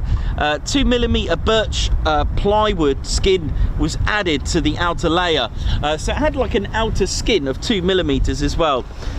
It was amazing. Carried out about 79 flight trials in 3 months, and it was faster than any fighter at the time. And literally, had a lovely set of guns as well to go with it. It could take four 250 pound bombs, and they also worked out it could take 8 if you shortened the fins. It had like 8, I think it had a total of 8 cannons as well with that. And finally, they made the night version, the night fighter version, had 4 20mm cannons, and I think it was a Hispano, wasn't it, that they added to that, wasn't it? Trying to remember the guns on this actually, because I know it had about 8, didn't it? It had 4 and 4 on there. Let me just double check that.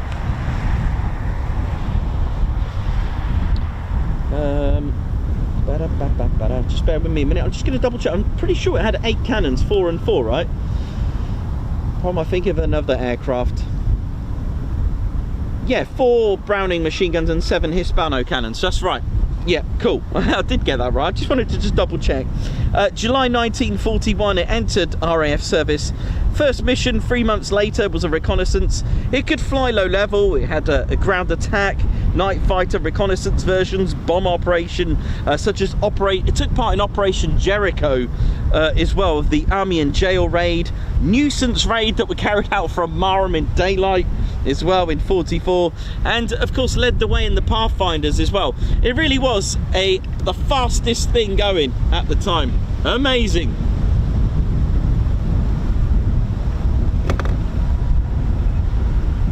And of course they did develop the Hornet from it, the de Havilland Hornet, I don't know how much it didn't see the Second World War. It came out too late.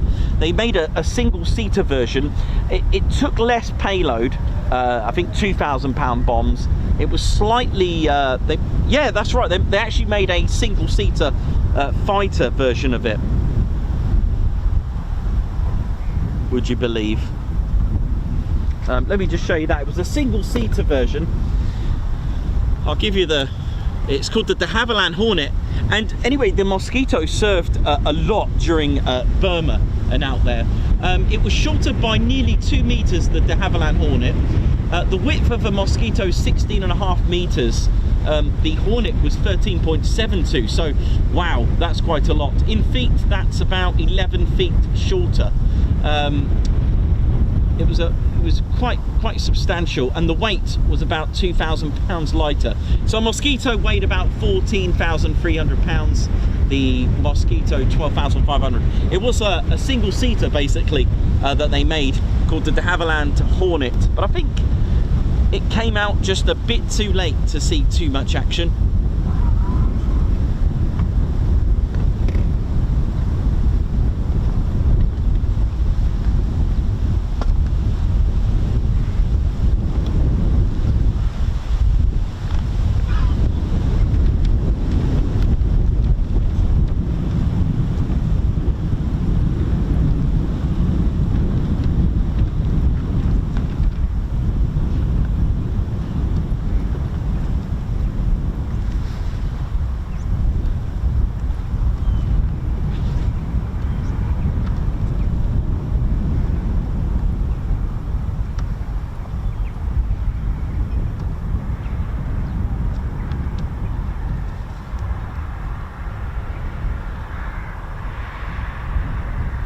Ali Leyland, how you doing?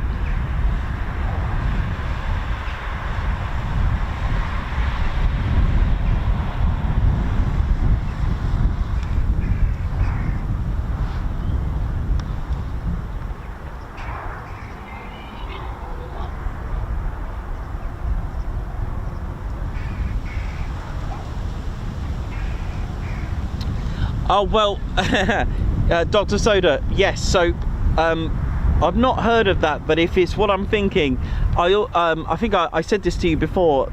It's the Theseus paradox. So the boat of Theseus was just left to rot, okay, and so I know what you mean. I think I know what it triggers. Broom, right? Okay, so I know this as so I had to do this in mythology, and I had to come up with the theory. Is it the same boat? Okay, for those who don't know what we're talking about, Trigger's Broom is... did that come from Only Fools and Horses, if I remember correctly? You've also got what I had to do at university. I had to do... actually, correction, Open University. And I was at... oh, yeah, anyway, I was at Cambridge. But anyway, long story. Anyway, and I was doing... a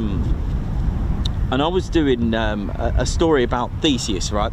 But then there was a little part of my coursework.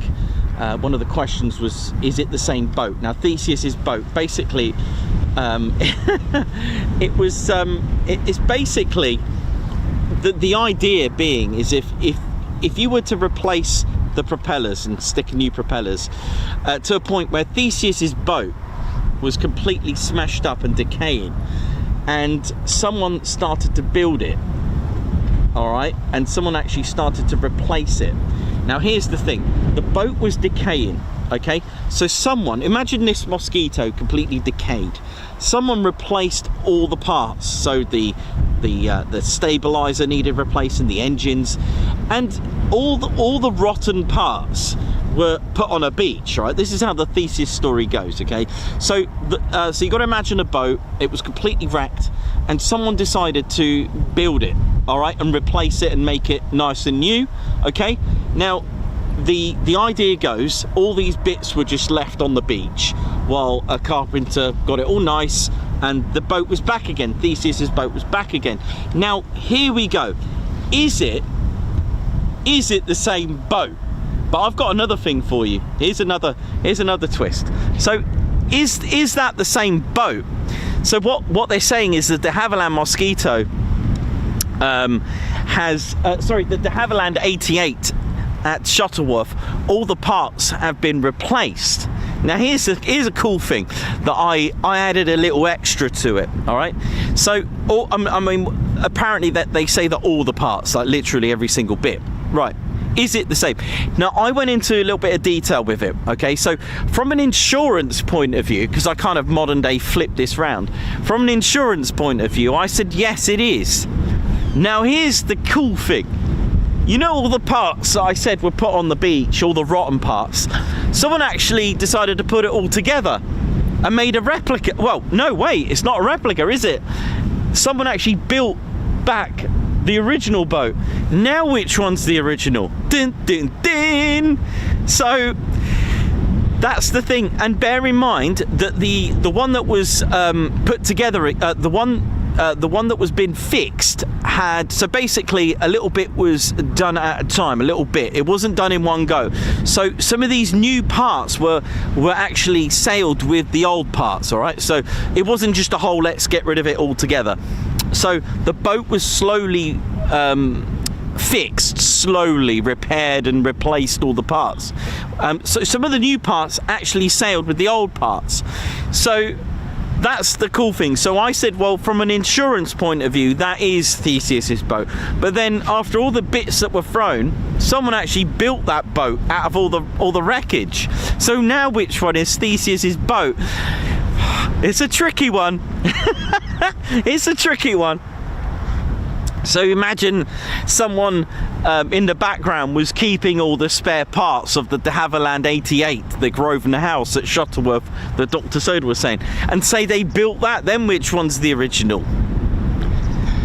I like to say the other one, but hey, you know, that's a good one. I love stuff like that. I think that's great.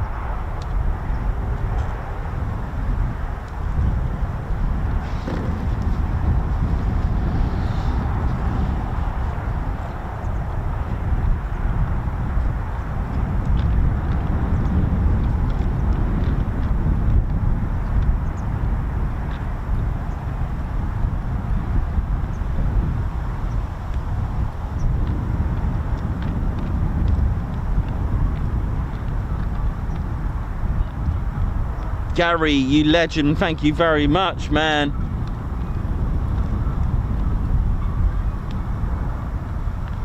"15 wing. Brent Mosley, how you doing?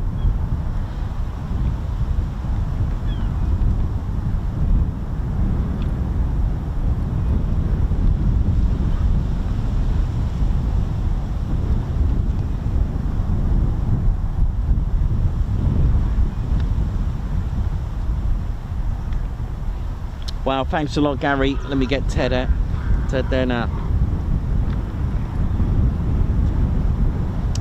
So yes, our last show of the week is in streaming, and then we've got our end of year party coming up. Wow, this sun is beautiful today. Yeah, I wasn't meant to come here. I was meant to go to Bryce, but the weather suggested otherwise, and it just didn't seem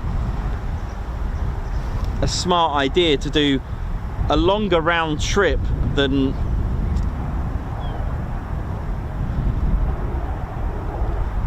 the show itself. There's Squadron Leader Ted Coningsby. Listen, Gary, high five, a paw pump, a salute, and a fly past as well to you, man. Thank you so much, Gary, who's just gifted 50. That's 50. Wow. Gary, that's amazing, man. 50 Ted Coningsby memberships have just been gifted. And if you have been fortunate enough to be gifted, please don't just cancel it. Gary, thank you so much for your kindness. Thank you so much. Please check out all the perks that you get with that, you know, and do enjoy it. You get discount on our merchandise. You get, you know, members only videos, members only live streams, access to our Discord server. It's absolutely amazing. Thank you so much, Gary. That is a brilliant, legendary Guards March from all of us from the Ted Coningsby channel. Ali Leyland, thank you very much. A Guards March to you for you and Claire Bear to get a first drink on me tomorrow night. I'd say thank you for what you do. See you tomorrow. Oh, bless your heart. Thank you. Christopher Carr, high five. Welcome to the Ted Coningsby Squadron. Thank you so much for that.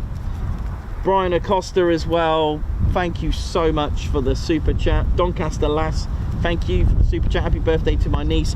Paul Briggs, high five. Guards March, thanks for the gifting a Ted Coningsby membership. Alan Q, thank you very much for the super sticker. Williams, high five. Thank you for joining the posh officers. Gary again, high five. Paul Pump, a salute and another fly part. Thanks for gifting more Ted Coningsby memberships. Guards March for Gary. Nick Smith, thank you for the super chat. Guards March. Nick Smith as well with 18 months membership. 18 months already. Thank you all involved in bringing the channel to us. Looking forward to Sunday. Guards March. Ginger Bailey, thank you very much for the super sticker as well. Guards March. And Gary, thank you again. Get yourself a beer for the weekend. Will do. Guards March. Jenny B, high five. Thank you for gifting a Ted Coningsby membership as well. So many. It's lovely. Steve Rampling, 17 months membership. Oi oi morning everyone. Thanks Nikos for what you do. Thank you very much. Andrew Stevens, oi oi morning everybody, to all those going to TIAT party Sunday. Have a great time. Thank you very much. Gary Moore, high five. Well, not Gary Moore as in the guitarist. Gary, more memberships gifted. Oh wow, high five. Paul Pump, salute, fly past. Thank you so much Gary again for gifting even more memberships. Philip Knoll with 29 months membership. See you Sunday. See you Sunday. Captain Weber sent another Coningsby membership. Thank you very much. TCS membership. Thank you. Guards March. Gary again. A high five. Paul Pump, salute. Oh, I don't know what that is, Gary, but he's I think that looked more like a Cobra maneuver or something. Margot, thank you very much for the super sticker. Guards March to you.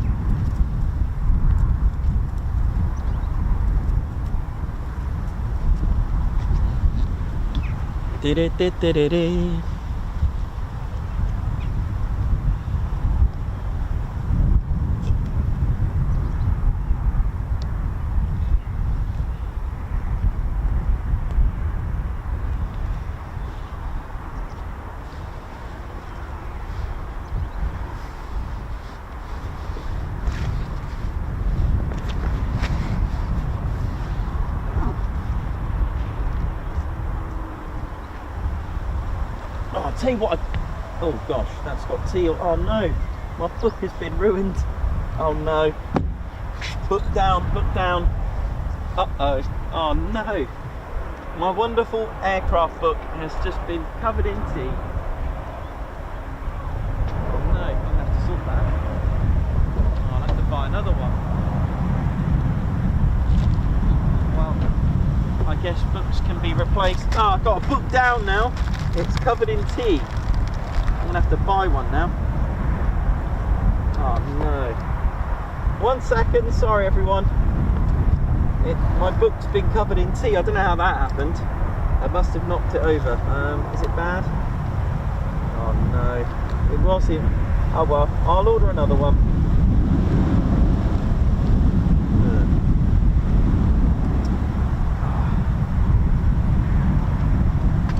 Well, what I was going to show you from this book, I hope it's not, what I was going to show you from this amazing book, I'll go and order another one. It's pretty trashed, it's covered in tea. You can see the damage there sort of seeping through, which is quite annoying.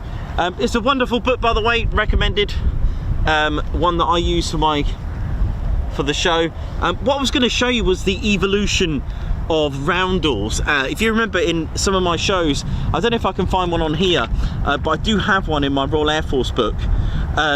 You see, before the roundel, which was indeed developed from the French roundel that they had, the Royal Air Force reversed it, And the problem is, what we had before on our biplanes, so let's take this one, we had the British flag on there. And you've got to remember, the army on the ground probably have never seen anything flying, trying to even establish, is it one of ours, is it not? Don't forget, these aircraft were actually hand-dropping bombs, but at first they were reconnaissance aircraft. And I told you the story about two biplanes on opposite sides on the First World War. I've got an amazing depiction of this. When they flew past, they used to wave at each other, and yet they were the enemy. And don't forget, they had the British flag at first, okay? In the Luftwaffe, they had like the black, I think it's like, is it called the Iron Cross? I can't remember. They had a cross. Basically, it turned out to be a fight between the noughts and the crosses. Think about it. But the thing is, when the biplanes were flying, it was quite hard to see, is that ours? Is that ours? It's got a cross. So the cross was not very good because they thought, cross, shoot it. But the cross, it could be ours, etc, etc. Right, I'm not going to go into too much detail, but you get my point. It was quite hard to see, is it one of ours, is it not? It was really hard to see. So the French had a roundel, and they came up with the roundel idea from there. But as far as squadron, these letters, it wasn't always like that. And randomly, I'm going to find you some now, especially here. 115 Squadron, they actually had 115 written on their fuselage, okay? And I'm going to show you, probably now that I need to find it, I probably can't find it. So 105 Squadron had 105 written on the side of their aircraft. I'll tell you what, a ferry battle with 106 Squadron, that'll do it, won't it? Hang on, let's have a look. Ferry battle, hang on, ferry battle, ferry battle. Let's have a look. 106 Squadron, ferry battle, where are you?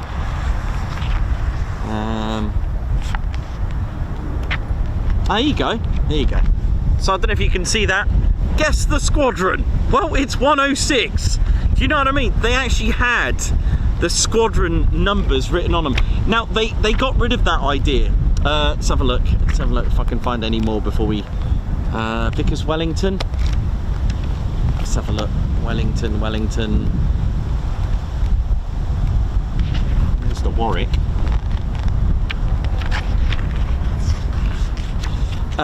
So 149 had, 149 written on it, and the squadrons were written on there.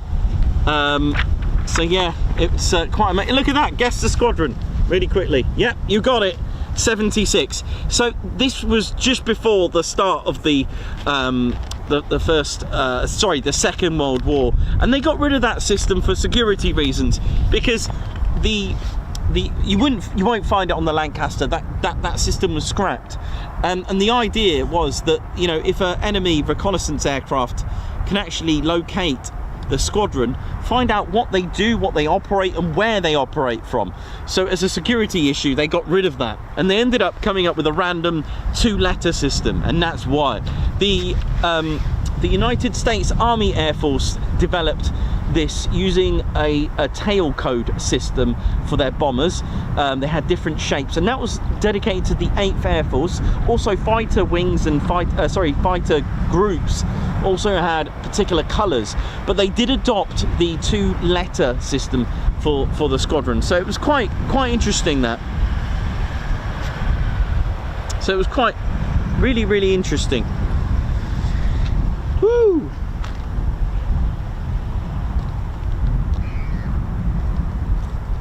Oh, my poor book. I'm gonna have to get another one now. But yeah, recommended book, by the way. That's British Aircraft of World War II. A Ted Coningsby recommended book.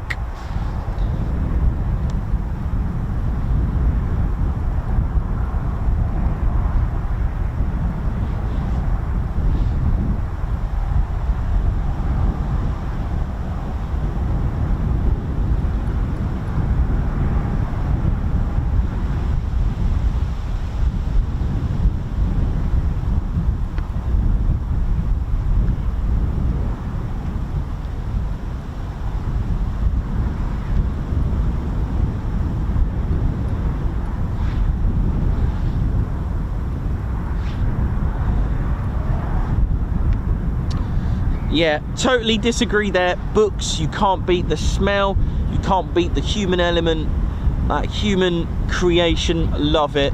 And I do like to handwrite my notes. So no, that is something I'll object. I won't be using any no way. No, I think there's a limit to technology in my eyes, I think, you know.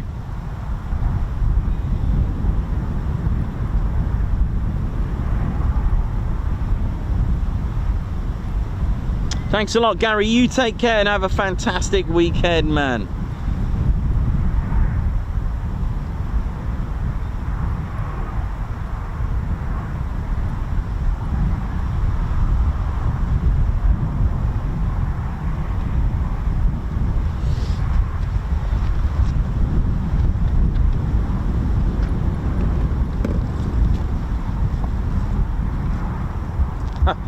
Oh, here's a, I'll tell you what, here's a benefit. If you drop NET on an iPad, that's the end of that. With a book, it's still going. You know how it is.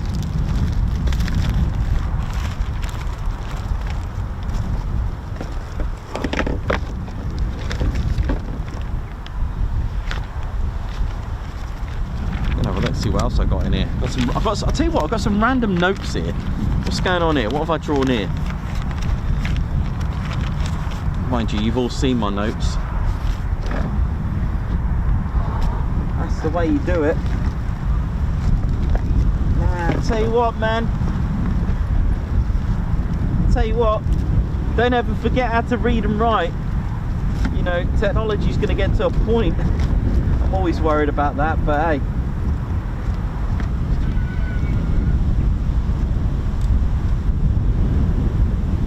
Mind you, it's going to look quite good now with a tea stain in it. It's going to look used.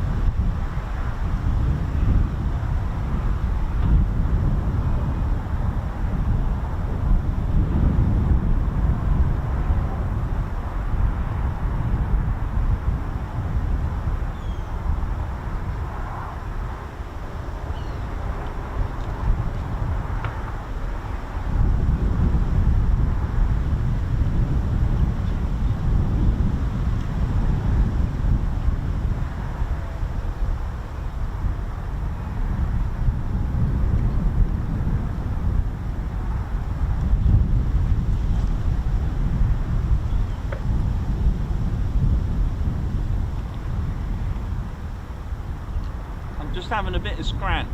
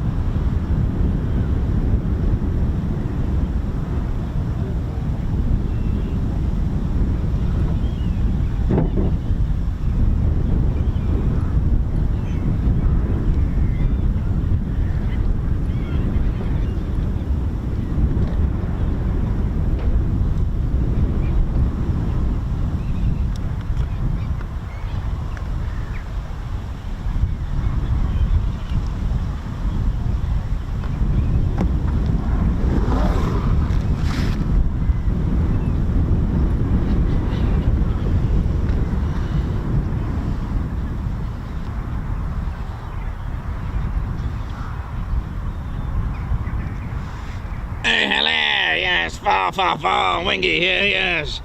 Yes, been away, yes, I've been on holiday, but it's been all lovely, yes. Far, far, far. Hope you're well. Hello, posh officers, how are you? Yes. Reporting for duty. I used to be a wing commander, you know. Yes, you have to be posh to be in my club, you know. You have to be an officer, and a posh one at that. Yes. It's like, if you want to pass, you must get the code. That's right. What do we breathe in? Air.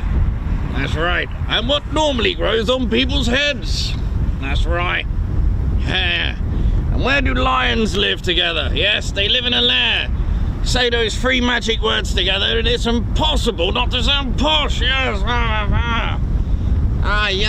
Yeah, my name is Jens from Germany. How are you? Yeah, very well there, Jens. Yes, far. Yes, where have you been? We have not seen you for a while. Yes, been on holiday. Bit confused. Went to the... Well, they told me there was a beach at Hull Beach. I went to the wash. I thought, oh, well, you can't go wrong there at the wash. There must be some water. Well, what do you mean? What has happened? Well, I went to this place called Whittlesea. There was no sea there, so I got a bit confused. Yes, it was unbelievable. Absolutely disgraceful. There was no sea. What do you mean there was no sea? Why do they call it Whittlesea? Maybe it's got a Whittlesea. Oh, I don't know. But then I went. Dear. I sound a bit like Reggie for some reason. Must be my sore throat. Yes, Then I went to Wiz Beach. Oh, how was the beach at Wiz Beach? Well, there was no beach. Oh no. Despicable. They called it Wiz Beach. No beach. They called it Whittlesea. No sea. Then I went to Hull Beach. There was no beach there either. Unbelievable. Oh, I see the confusion. So what did you do? Well, I went with Nicholas. We went to Joanna passed me my monocle. Oh, darling, do behave. Well, you took us to the beach. There was no beach at Hull Beach. What are you doing? Well, darling, we went to the wash. Yes, we went to the wash. Oh, how was the wash? Well, yes. The sea was quite far. In fact, it's far away. In fact, it's very far away. In fact, it's an estuary. Ah, yes, yeah. Well, you must go there. You must come with me to the beaches of Germany. Yeah. Beaches in Germany. Yes, that sounds great. Let's go. Yes, yeah. Let's. Don't forget to grab Moss. We ride together. Onward and Aptus. Yes, onward and Aptus. Komm schon nach. Cheerio. So that's where Wingy's been. It's been getting confused trying to find beaches. Terrible.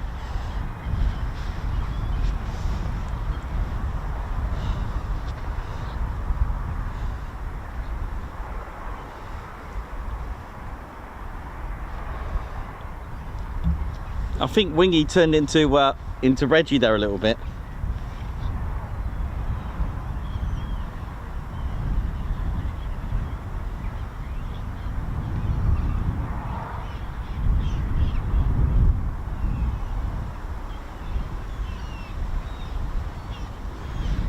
Dita, how you doing? We're still being patient, open to get a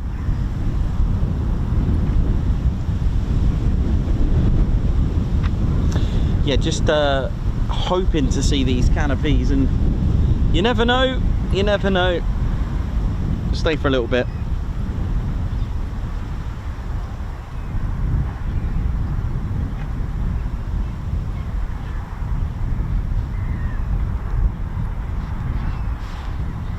So you're watching the Ted Coningsby channel. We have had movement today, and we have seen F-35Bs airborne. I nearly missed the first three.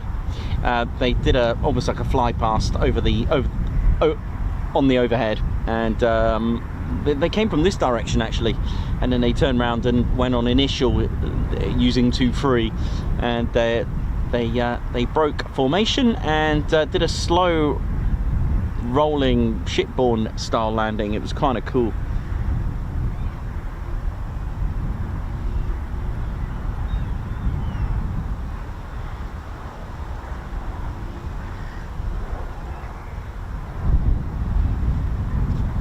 So yeah, not 100% sure we're going to get anything, but we'll give it till 1 o'clock, shall we? usually we say like 2 hours max of no movement. We should probably think about grabbing our coats.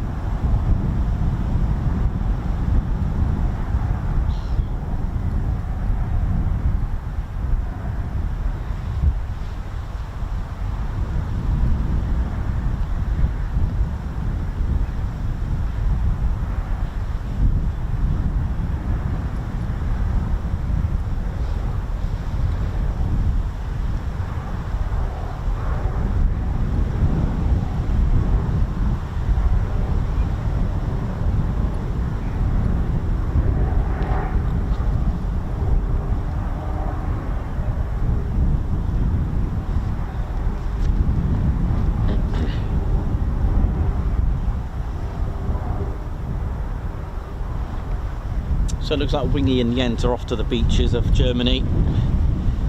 Off they go. I get Wingy's confusion there when things just don't sound, or things aren't what they sound to be, you know? If you ever come across any of them, let us know in the comments.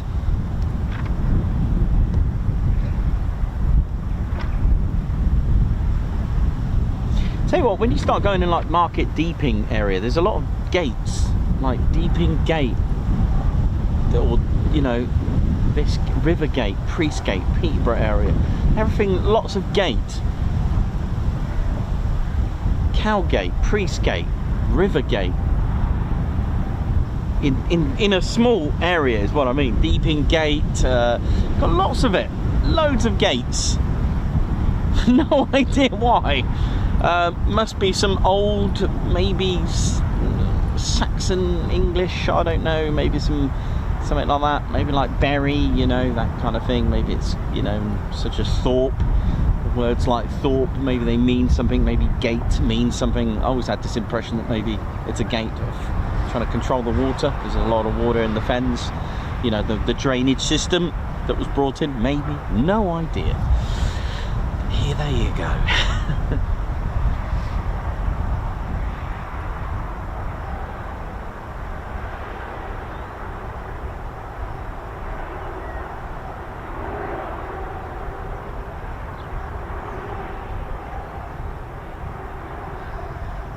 Oh yeah, there's other places around the country with ending with gates, but Peterborough and Cambridgeshire, around this area, there's actually quite a lot in a very short space, which is quite interesting.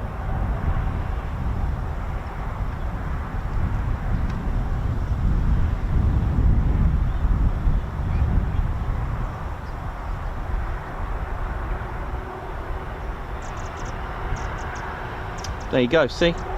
Norse. There you go, thanks for that, KT Weber.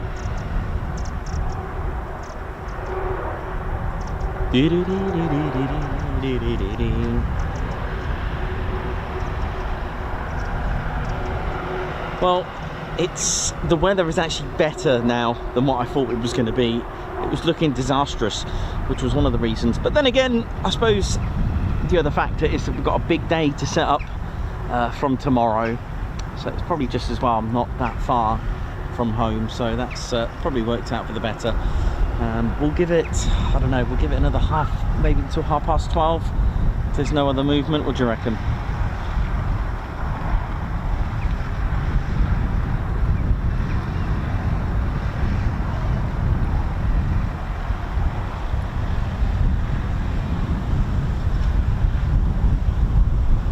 Keep going.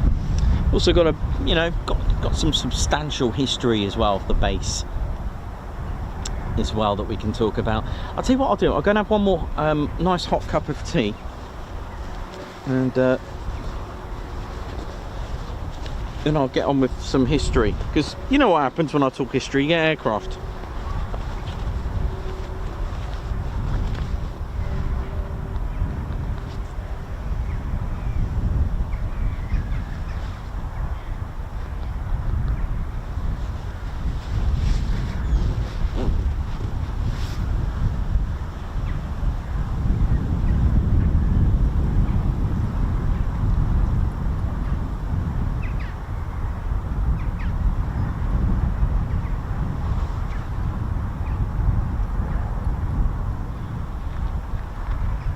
Yeah, I think if I have another cup of tea, it'll be quite a nice comfortable temperature.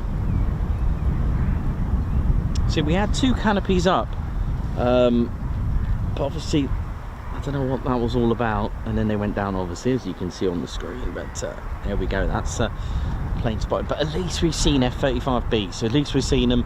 They came into land and it was great, and it was nice because it was quite significant as they've come back from a long sortie. 8 months.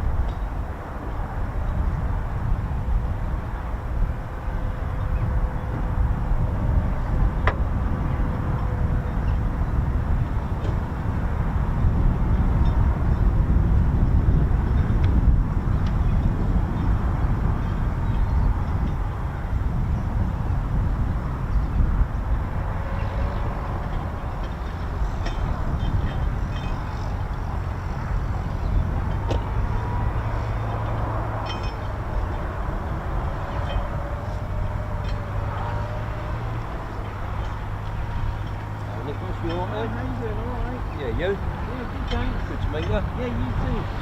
Well, your hands are cold. It's cold up there. So there's just been a little bit of action this morning. Sorry? Just been a little bit of action this morning.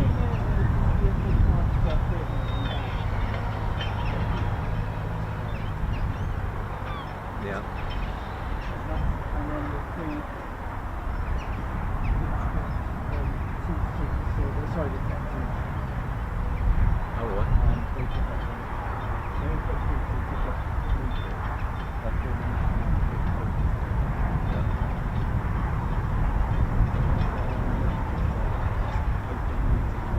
and that's it.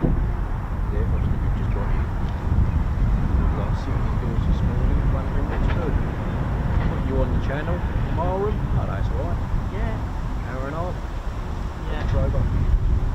Yeah, that's nothing at the moment. It's very quiet, so that could be it.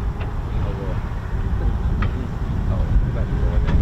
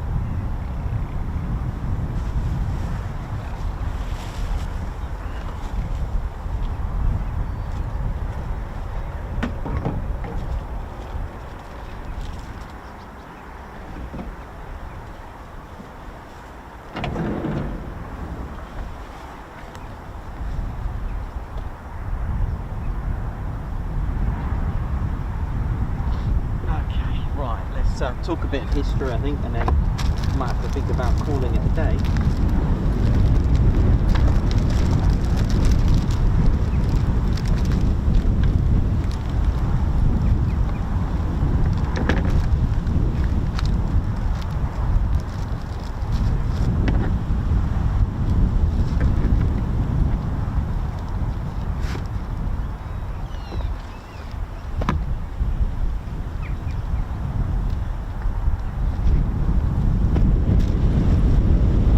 Wind's picked up a bit, hasn't it? How we doing, ladies, gents, and teddy bears? Welcome to RAF Marham, and a place where history dates back all the way to 1916, and it started life as a Royal Flying Corps station, and it was built close to Royal Naval Air Station Narborough, which is just over there, not far away, maybe about 3 miles in the direction of the backwards crow flying. It was later changed to RAF Narborough. I put a little post up a while back, didn't I? I think it was back in, I think it may have been back at Halloween, I think it was. And Marham was built to defend Norfolk from the Zeppelin raids, and the first Royal Flying Corps unit to operate at Marham was number 51 Squadron. There were plenty of Royal Flying Corps stations in this direction. I think there was an airfield at Barton Bendish as well, and RFC, oh gosh, that's lost me now, Bexwell, and a few other Royal Flying Corps airfields. You know, simple grass runways, and their purpose was literally to defend against the Zeppelin raids, those big Hindenburg style sort of, gosh, that's really picked up now.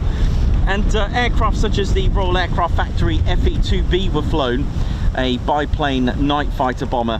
Let's have a look. Is that going to be in my book? Oh no, World War II. No, not in my book. I'll have to go and find one. Basically, this biplane was a fighter operated by a Beardmore, single-engine Beardmore 6-cylinder water-cooled inline piston engine, producing 160 horsepower. Marham also served as a training base for night flying with Squadrons 51, 191, 190, 193, who were all training squadrons based here at Marham during the First World War, and that was until the Royal Air Force formed on the 1st of April 1918, as the Royal Flying Corps merged with the Royal Naval Air Service. And when at the end of the First World War, when it came on armistice, Marham bombed neighbouring Narborough with what's that above my head?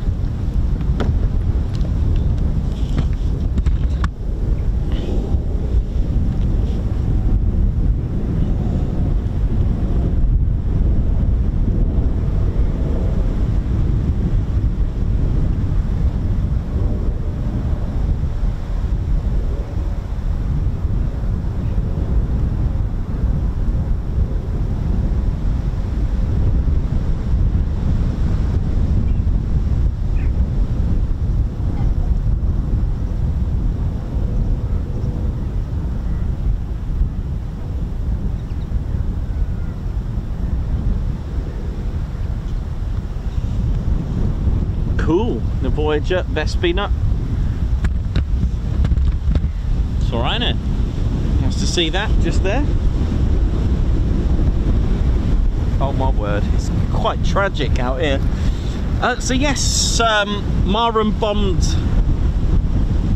Narborough with bags of flour, and in return Narborough bombed Marham's airfield with bags of soot. And finally, the last squadron after the First World War, 51 Squadron, left Marham in 1919, and the aerodrome closed. And just to give you an idea, we had about 300 military airfields during World War I, and by 1924 this reduced to a total of 27.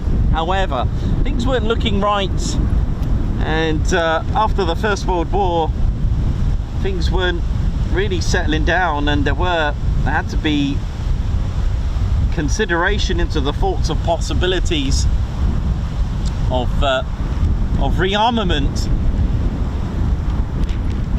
from the Axis, and of course this did happen, and the new Royal Air Force airfields were about to be commissioned, and the AMAB, that's the Air Ministry Aerodromes Board, was created.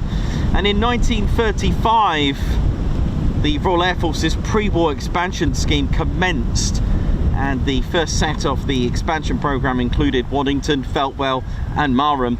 And this was around the time when we start to get to 1938 as well, between sort of 36, 37 and 38, where that's when our Royal Air Force squadrons actually marked their aircraft with numbers.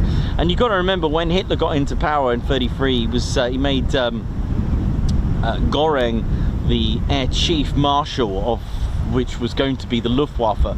But the thing is, you've got to remember, they weren't allowed to rearm, but they did this in secrecy, and very secretly made civilian aircraft. But they were dubbed as civilian, but they weren't really, they were actually military aircraft. And he built and they created the largest air force the world had ever seen. All this done in secrecy.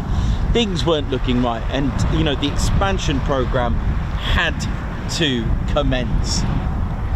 And it's amazing just to think about, you know, 43 with 617 Squadron, and yet here they are today flying the F-35B. It's amazing how technology reacts and goes parallel with the circumstances of world war and crisis and situations like that. And literally, I've always said, it might sound a bit sort of, you know, tongue-in-cheek, but you do literally, in this field, you do need to keep up with the Joneses.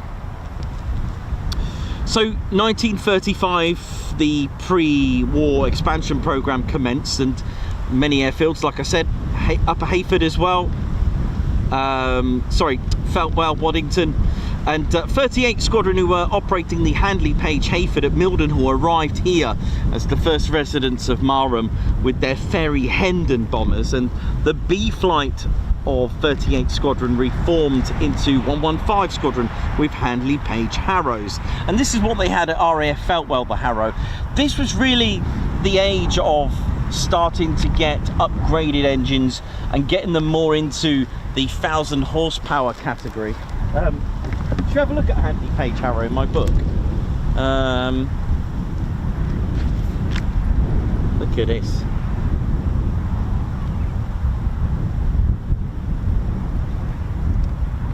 Yeah, look at that. Oh, no, it's a Halifax. Where are you? I mean, these were... Look at that. There's our Harrow. This is what they had at Feltwell. Look at that. There we go. The Handley Page Harrow. And 214 Squadron that you can guess there, look, with 214 written on there. So for those who don't know, by the way, which I didn't tell you, you may not know, let's have a look at this. Let's have a look. Let's go. Okay, we'll just go here. So yeah, so the two letters are the squadron, okay, and that single letter, A to Z, will be the flight. Okay, so you have so if you have 24 aircraft, or 26 aircraft, sorry, thinking of Greek alphabet, you have it's literally marked A to Z, so they were categorized. That was the radio call sign, or basically the flight letter, sorry, that's the right word, the flight letter for that one. So Z for zebra, for example. They weren't always like that, they weren't your phonetics that you know today. All right, so there's the squadron there. Was GB, off the top of my head, I'd like to say that was 105 Squadron, GB, but there you go, might get that wrong. So let's have a little quick random flick through here. Hang on, maybe we'll go to... Amazing aircraft, isn't there? There's our beautiful Wellington bomber. There you go there. Because they were here, the Wellingtons, for those who don't know what they look like. GR 301 Squadron, NQ 24 Squadron, there we go. So yeah, so that is what was going on. So Harrows first, and by April 1939, both squadrons received the world's fastest assembled bomber, which was the Vickers Wellington bomber, the RAF's most produced bomber. They produced 11,461 of them in 16 different variants. And when I say variants, I mean the main ones. That's excluding prototypes and experimental versions such as well. And in 1940, 218 Squadron moved to Marham, also operating the Wellington, to eventually converted to the RAF's first 4-engine bomber of World War II, which was indeed the short Stirling bomber. Marham was getting busy, and by 1941, 105 Squadron arrived with the Merlin-powered wooden legend that we featured earlier, the Mosquito. Marham became a Pathfinder force as well, so that was 8th Group of Bomber Command, and tested out the Oboe precision bombing aid. And Marham was also home to 1655 Mosquito Training Unit, an MTU, and that was between 42 and 43. Also operating the Mosquito was a secret unit here. Again, doing a bit of research, another book that I've got which I'll promote at some stage. It was 1418 Flight, who were a bombing development unit. I mean, have a look at them, have a look at what they did and what they did here in their history as well. Goodness me. Woo! And it was on the 30th of January 1943. Germany were celebrating and holding special rallies for the 10th anniversary of Hitler's rise to power. And it was Reich Marshal Hermann Göring. And he was to deliver a special broadcast via Radio Third Reich at 1100 from the Air Ministry building. Now, he was the Air Chief Marshal. Now, for those who don't know Göring, he was an ace. He was had a lot of experience as a fighter pilot in the First World War, flying biplanes. He had a number of aerial victories, but he was more of a crude combat, get it done. He wasn't really into too much technology, which in a way, which I'll talk about at some stage, kind of cost, well, you could say luck in some ways, good fortune for us, but he really was against trying to discover the chain home. Goodness me, that wind is, oh my gosh, hang on. But anyway, just going back, and the reason for mentioning this story, he was Hitler's right-hand man for the Luftwaffe. He was like, yeah, you take care of those guys, you take care of bombing Britain, getting those airfields for Operation Sea Lion. This is what it was all going to be. The idea to invade Britain, take out the airfields, take out the communications, done. But Göring, well, yeah, we'll come to that story in another time. But anyway, Göring was, his man, and Rick, goodness me, are we going to get blown off here? Rick Minister, or Reich Minister Joseph Goebbels, he was addressing thousands and thousands of crowds assembled in the goodness me, Scott, this is what I was expecting, by the way. The Schöneberg Sports Palace, Berlin's biggest indoor sports stadium. Meanwhile, back in Norfolk, Marham had other ideas, and it was going to be a daylight bombing raid. And I mean, if you're going to spoil a party, you might as well do it at Mosquito. And don't forget, this is a daylight mission into Berlin. They were going in a daylight raid, and at 8:45 in the morning, it was freed to Havilland Mosquito. They were B4s of 105 Squadron, took off from Marham, bound for Berlin in daylight. And they were led by Squadron Leader Reggie Reynolds, DFC, with his navigator pilot officer Ted Daisy Sizemore, flying in Mosquito DZ423. They were in formation, and with him were Flight Lieutenant John Flash Gordon, what a name, and Flying Officer Ralph Hayes in DZ408, and Flying Officer Tony Wickham, which was his navigator, Pilot Officer Bill Mackin, who was in DZ372.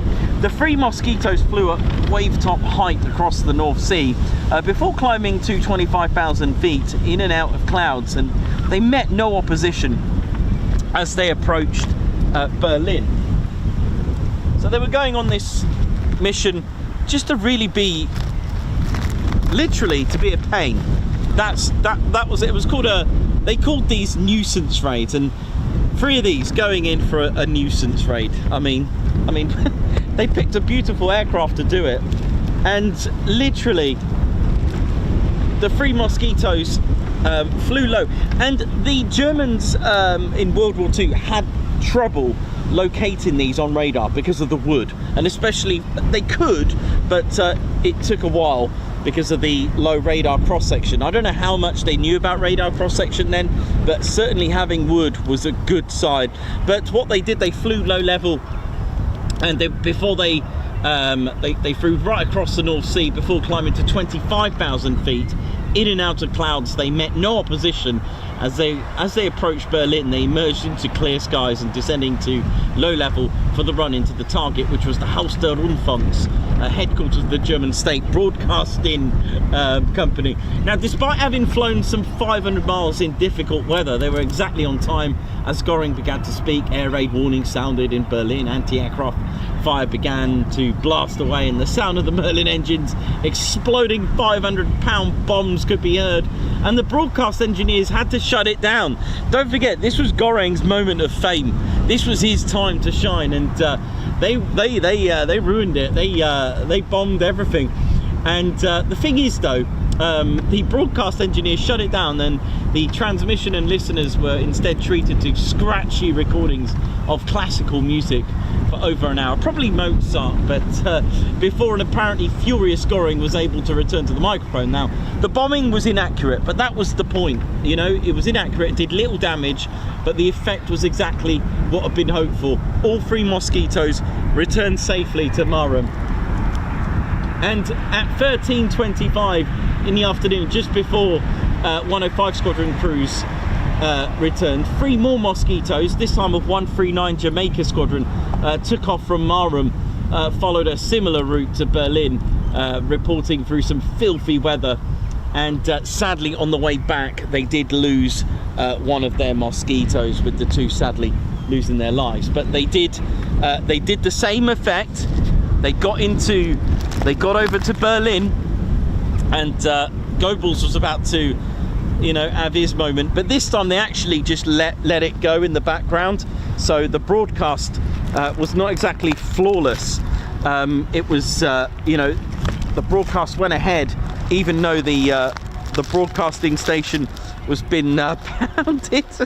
So they were really annoyed. They were absolutely livid.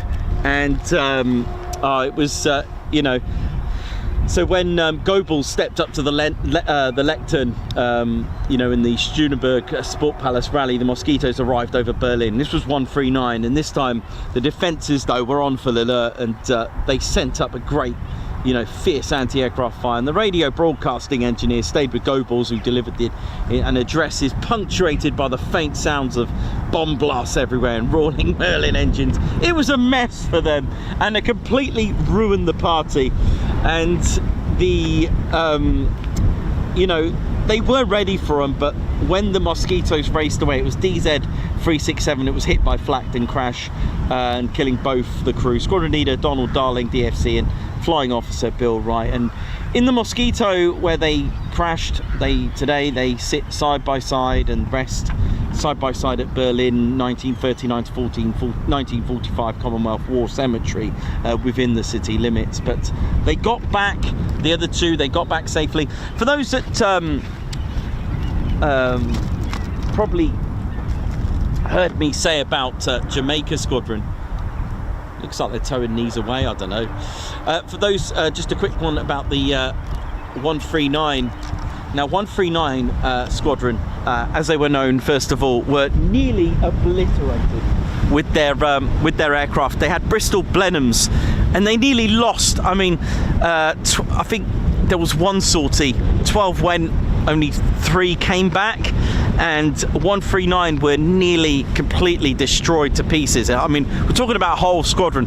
Things weren't going well in 1940, 1940 for 139 Squadron. But there was a newspaper in Jamaica called the Gleaner. And is it the Gleaner? The Gleaner, yeah, the Gleaner.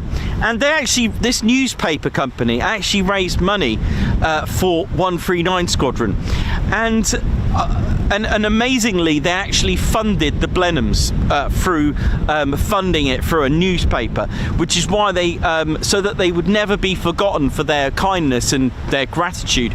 They actually had the name Jamaica on there. That's why they've got Jamaica on there, because of that Jamaican newspaper company. Amazing some of these stories, and it really is just fascinating. Really, I'm going to get you. I've got here a Handley Page Victor, which I'm going to try and sort out before it gets blown away, or before I get blown away as well. It's pretty savage out here, really is. But there we go. Let me see if I can get you this Victor, because this also played here as well. It was also home to Tornadoes as well. Goodness me. 1 second.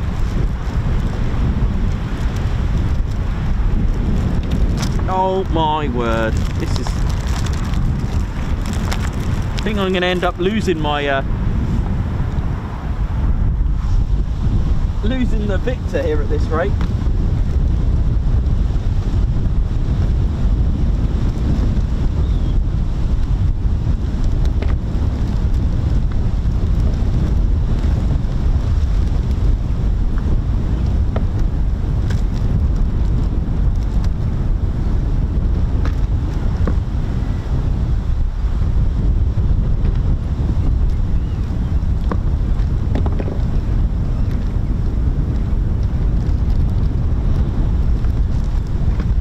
Might lose it.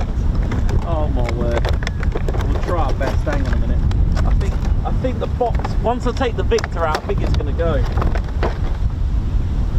Maybe it's time for the box to leave.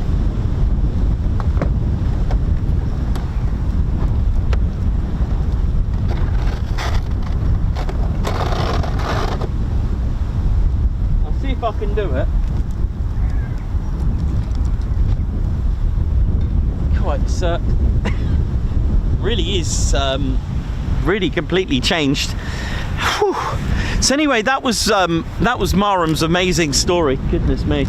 Marham's amazing story, and eventually it was chosen to become a VHB, so just like Lakenheath and just like Sculthorpe, which means very heavy bomber base, so that's for B-29s for there. It was chosen to be expanded, and what this means is it will have 3 longer hardened runways in the Class A configuration. So it closed its runways and hangars in March 1944, and after the war in 1946, testing out the new runways were in fact Lancasters of the Royal Air Force, B-17s and modified B-29s of the US Army Air Force. There was a project here called Project Ruby, and this was testing out and trials for effectiveness of deep penetration bombs, which you know they use today, such as the Grand Slam and the Disney. B-50s and B-29s were present here at Marham between 48 and 1950. Marham was solely a Royal Air Force station throughout, not like Lakenheath or Bryce Norton or Mildenhall. It had and sort of staged, or hosted, that's probably the right word, it hosted United States Air Forces here on like a temporary deployment, not like Lakenheath where it was permanent host, shall I say. So some of the squadrons, like the 2nd and the 307th Bomb Group, were here and actually went and made a home at Lakenheath as well, so that's quite interesting. And on the 22nd of March 1950, it was 4 of 70 Boeing Washington B-1s arrived here at Marham, which until finally Marham's first jet aircraft arrived, which was the English Electric Canberra. Now, a Boeing Washington is a B-29. I think the Royal Air Force ordered around 87, I think it was. There's no difference, it's just the Royal Air Force called the B-29 a Boeing Washington B-1, I think. We've got a 115 squadron, but it's so windy. Luckily I've got the, it's got wheels on the B-7. Mind you, it weighs a ton, so it probably wouldn't do, but there we go. So the English Electric Canberra arrived here in the 50s, and eventually the Vickers Valiant and the Handley Page Victor, which formed part of the V-Force, and the Victors, however, were converted to tanker role. Now, I remember reading about the V-Force and the Royal Navy taking on that role of being the nuclear deterrent rather than using the planes, rather than using like the Vulcan and the V-Force. But having the Victors converted, I mean, it's such a beautiful aircraft. Let me turn this around so you can see it in its glory. So look at that. I mean, it's a beautiful aircraft. This is such a gorgeous aircraft. Actually, every time I see it, I'm like, yeah. And the thing is, converting these to a tanker role, to air-to-air refueling, that was it. That pioneered the Royal Air Force into the air-to-air refueling, because it wasn't happening at the time. It wasn't a thing for the Royal Air Force to do that. So this kind of entered the Royal Air Force into the era of air-to-air refueling. Oh my god, it's horrible here. Oh my word. Yeah, I think we're gonna have to call this short, ladies, gents. Anyways, it's pretty nasty.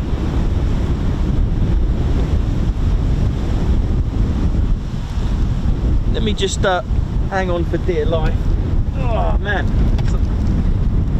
So yeah, sorry about that. So Marham played a crucial role in the most complex. There's no way I'm going to be able to show you my diagram, unfortunately. Of course, Marham's victors took part in the Black Buck raid in April 1982 on the 2nd, when Argentina invaded the British Isles of the Falklands. Well, that was the date that they invaded. But of course, trying to come up with the genius plan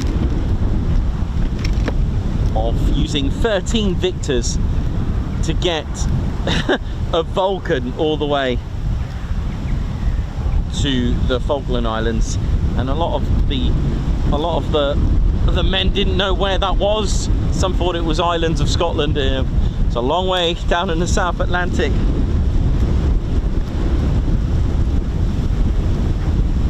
Yeah, this was the wind I was worried about.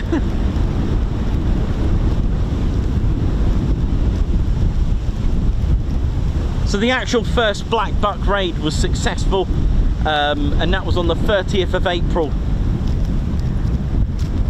That's when it happened, to the 1st of May.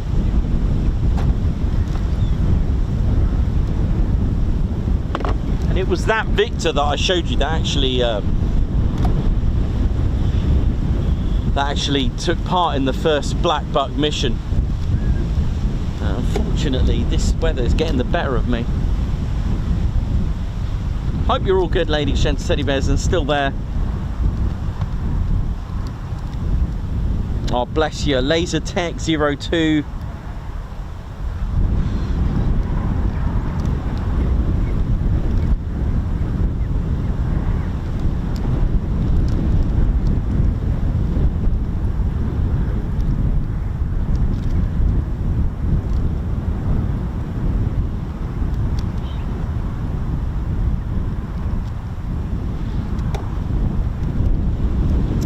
Yeah, so I think we may be calling it a day. Unfortunately, we didn't get any takeoffs. We got landings of the F-35Bs and one approach. It doesn't look good. Looks like they got their hands full today, to be honest. But this is what I mean. We're going to get hopefully some busier times again. We used to come here quite a bit, and you know, I see a minimum of 10, sometimes get all 10 vertical landings.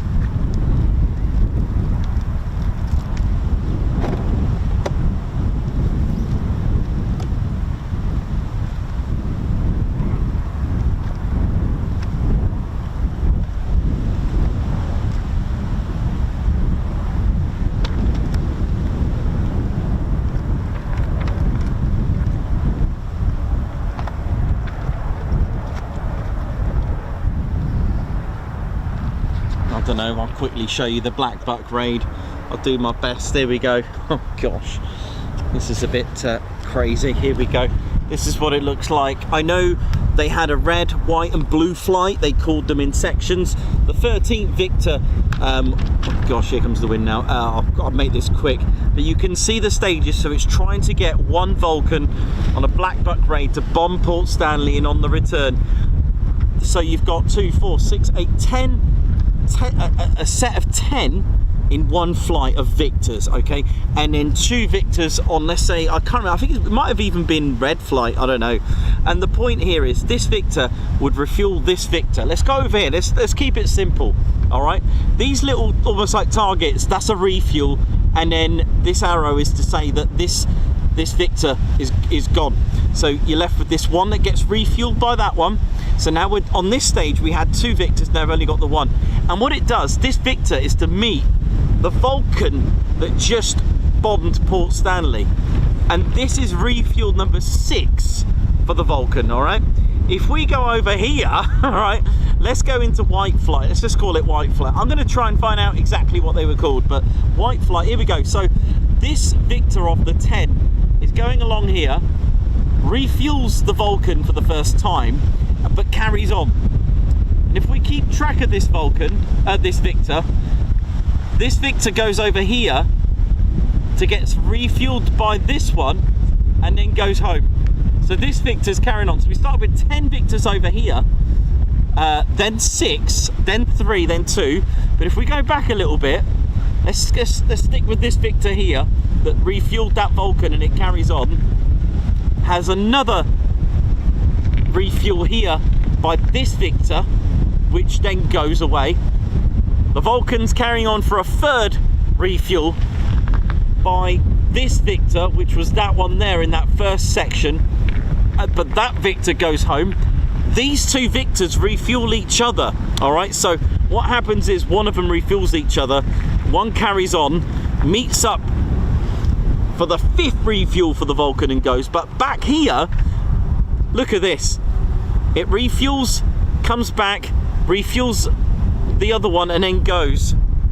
I think I may have missed just a little bowl off here on one of them. Okay, because 2 became 1.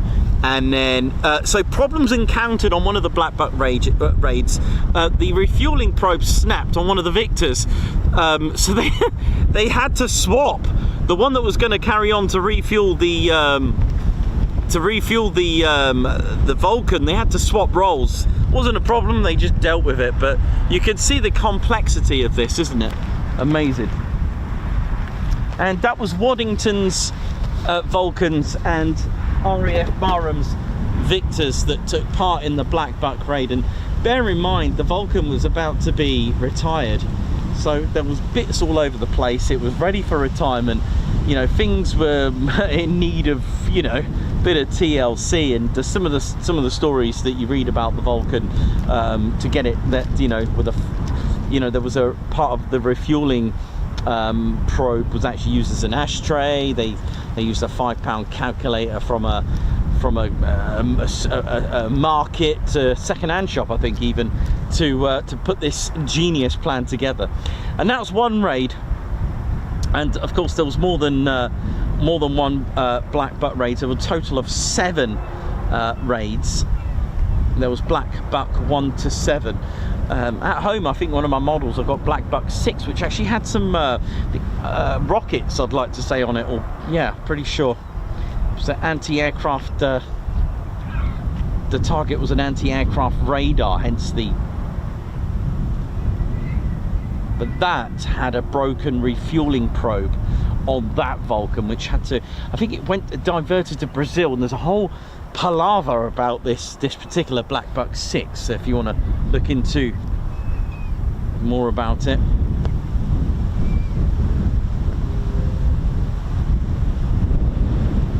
And what's interesting, Black Buck 1 was actually Withers, who was the reserve, actually took over. There was actually 2 Vulcans that would take part in each Black Buck raid, and one of them was the reserve. All right, that one I didn't actually put 2 Vulcans on there, but one was a reserve, just like they did with the Victor.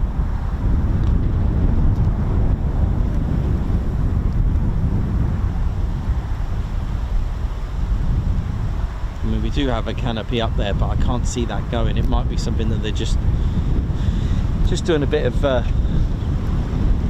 work onto it.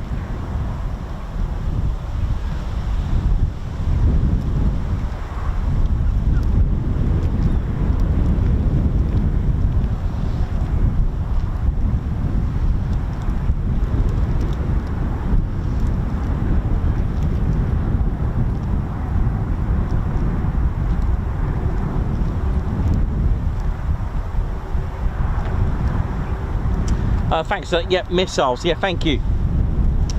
That's the one. Yeah, I've got that one at home from a Corgi archive. I've got that one. It's kind of cool to see missiles on a Vulcan. Always nice.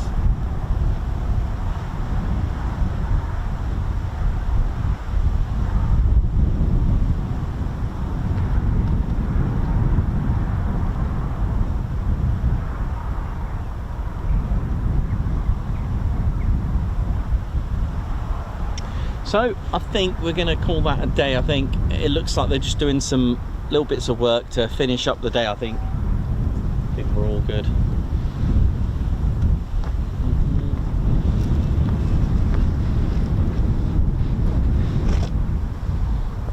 I've got a nice shot of the 3 F-35s coming back.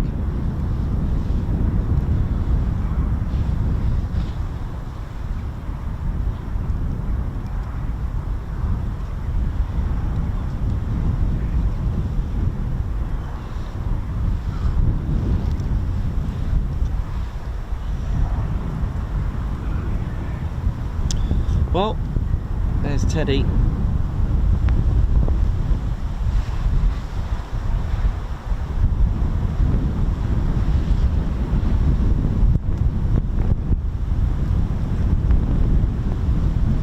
Ginger Bailey, thank you very much for the super sticker, Guards March. Wee Stevie Boy, thank you very much for the super sticker, Guards March to you.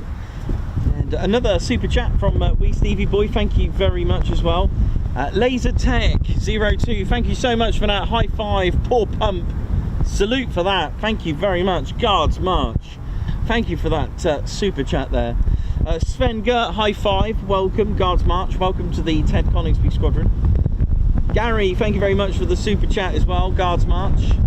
Margot, thank you very much as well for the super chat. For everyone celebrating TCS milestones, birthdays and anniversaries. Happy St Andrew's Day on Sunday. Cool. Didn't know it was that, but there we go. We do now. Nick J. Wright. Get 2 books. Thank you very much, Nick. Thank you very much. Guards March. Towards a replacement. Oh, bless you. We're going to order one. We're going to order one. Thank you very much for that. Not Captain Bay, but towards a replacement book. Thank you very much. And Bernie Hagyard celebrating 14 months today. Hi. See you all on Sunday. Nice. Good to see you then. Right. I think we're done now. I think we're good. Tosh, Alex Blackcat, Dieter, Williams, Callum, Silver Trig, Vienna, Belly Bobcat, Tim Gooch, Edward Coates, Paul Briggs, how you doing? Simon Mochon. Right, we're done, Teddy, I think. Yeah? Should have one more look. Been nothing on the radio, Teddy. It just looks like the GCs have got a lot to do today and over the weekend probably. So, right, I think that's us done, Teddy. Well, there we go. We gave it our shot. And this wind is what I was afraid of, mixed with rain. That I was thinking that it was going to come, but it obviously didn't. But never mind. It is pretty savage. There we go. Ladies, gents, teddy bears. Right, well, listen, thank you all so much. It's been amazing anyway. We've had a good time. I mean, we saw things. We saw a lovely formation of Texans there, you know, going in a formation free ship style. That was brilliant. And of course we saw the nearly missed it, nearly a Hawk situation of the F-35s. Well, look, listen, welcome back. A salute to 617 Squadron. Welcome back. And of course, thank you very much to RAF Marham. And also our fans and members. Thank you so much. Salute to all of you. And well, thank you. And it's not quite the last show, but it is the last stream of the week. And there are many of you that are going to be joining us this week, weekend. We could we'll be at the Petwood for some drinks on the Saturday evening. So yeah, I think we're done, Teddy. So that's it then. My name's Nikos. I've been your cameraman, historian, and commentator.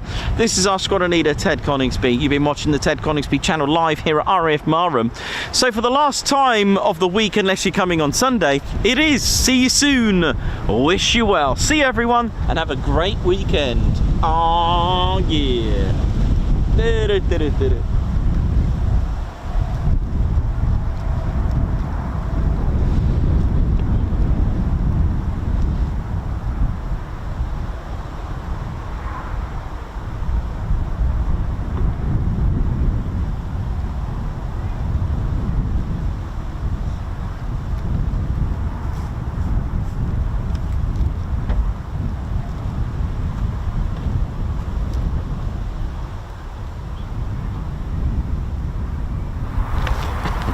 Oh yeah! Ladies, sheds and teddy bears, welcome to the Ted Coningsby channel membership. I'm Nikos, I'm your cameraman and commentator. This is our squadron leader, Ted Coningsby. Just want to say a massive thank you to all our members. Guns up and oh yeah! Take it away, Ted. Ladies, sheds and teddy bears, we want to say a massive thank you to all of our subscribers for getting us to where we are today. We have gone all over the country, from as far as Lossiemouth to Bryce Norton, and military areas such as air weapons ranges, low flying areas, heritage centres and special flights for TED 2. We cannot do this without your support, and your support will be rewarded. You can now join the Ted Coningsby Squadron and help fund the channel to get us around the country and provide us with the funds for equipment to bring you better content too. We have 3 levels of membership to suit everyone. With your membership, you'll get access to members only videos, photos, posts, unlock special Ted Coningsby YouTube emojis and loyalty badges, as well as being able to access our exclusive members only Discord server. All membership levels reward you with discounts to our online store. Our top level fighter squadron was inspired by many of our fans who supported the channel massively. This is more of a personal experience with me and Ted, giving you exclusive live streams and content from behind the scenes photos, special info and updates, as well as a free Ted Coningsby Fighter Squadron patch for joining. Whichever membership level suits you, we want to say a massive thank you for choosing to join the Ted Coningsby Squadron. Ah, yeah.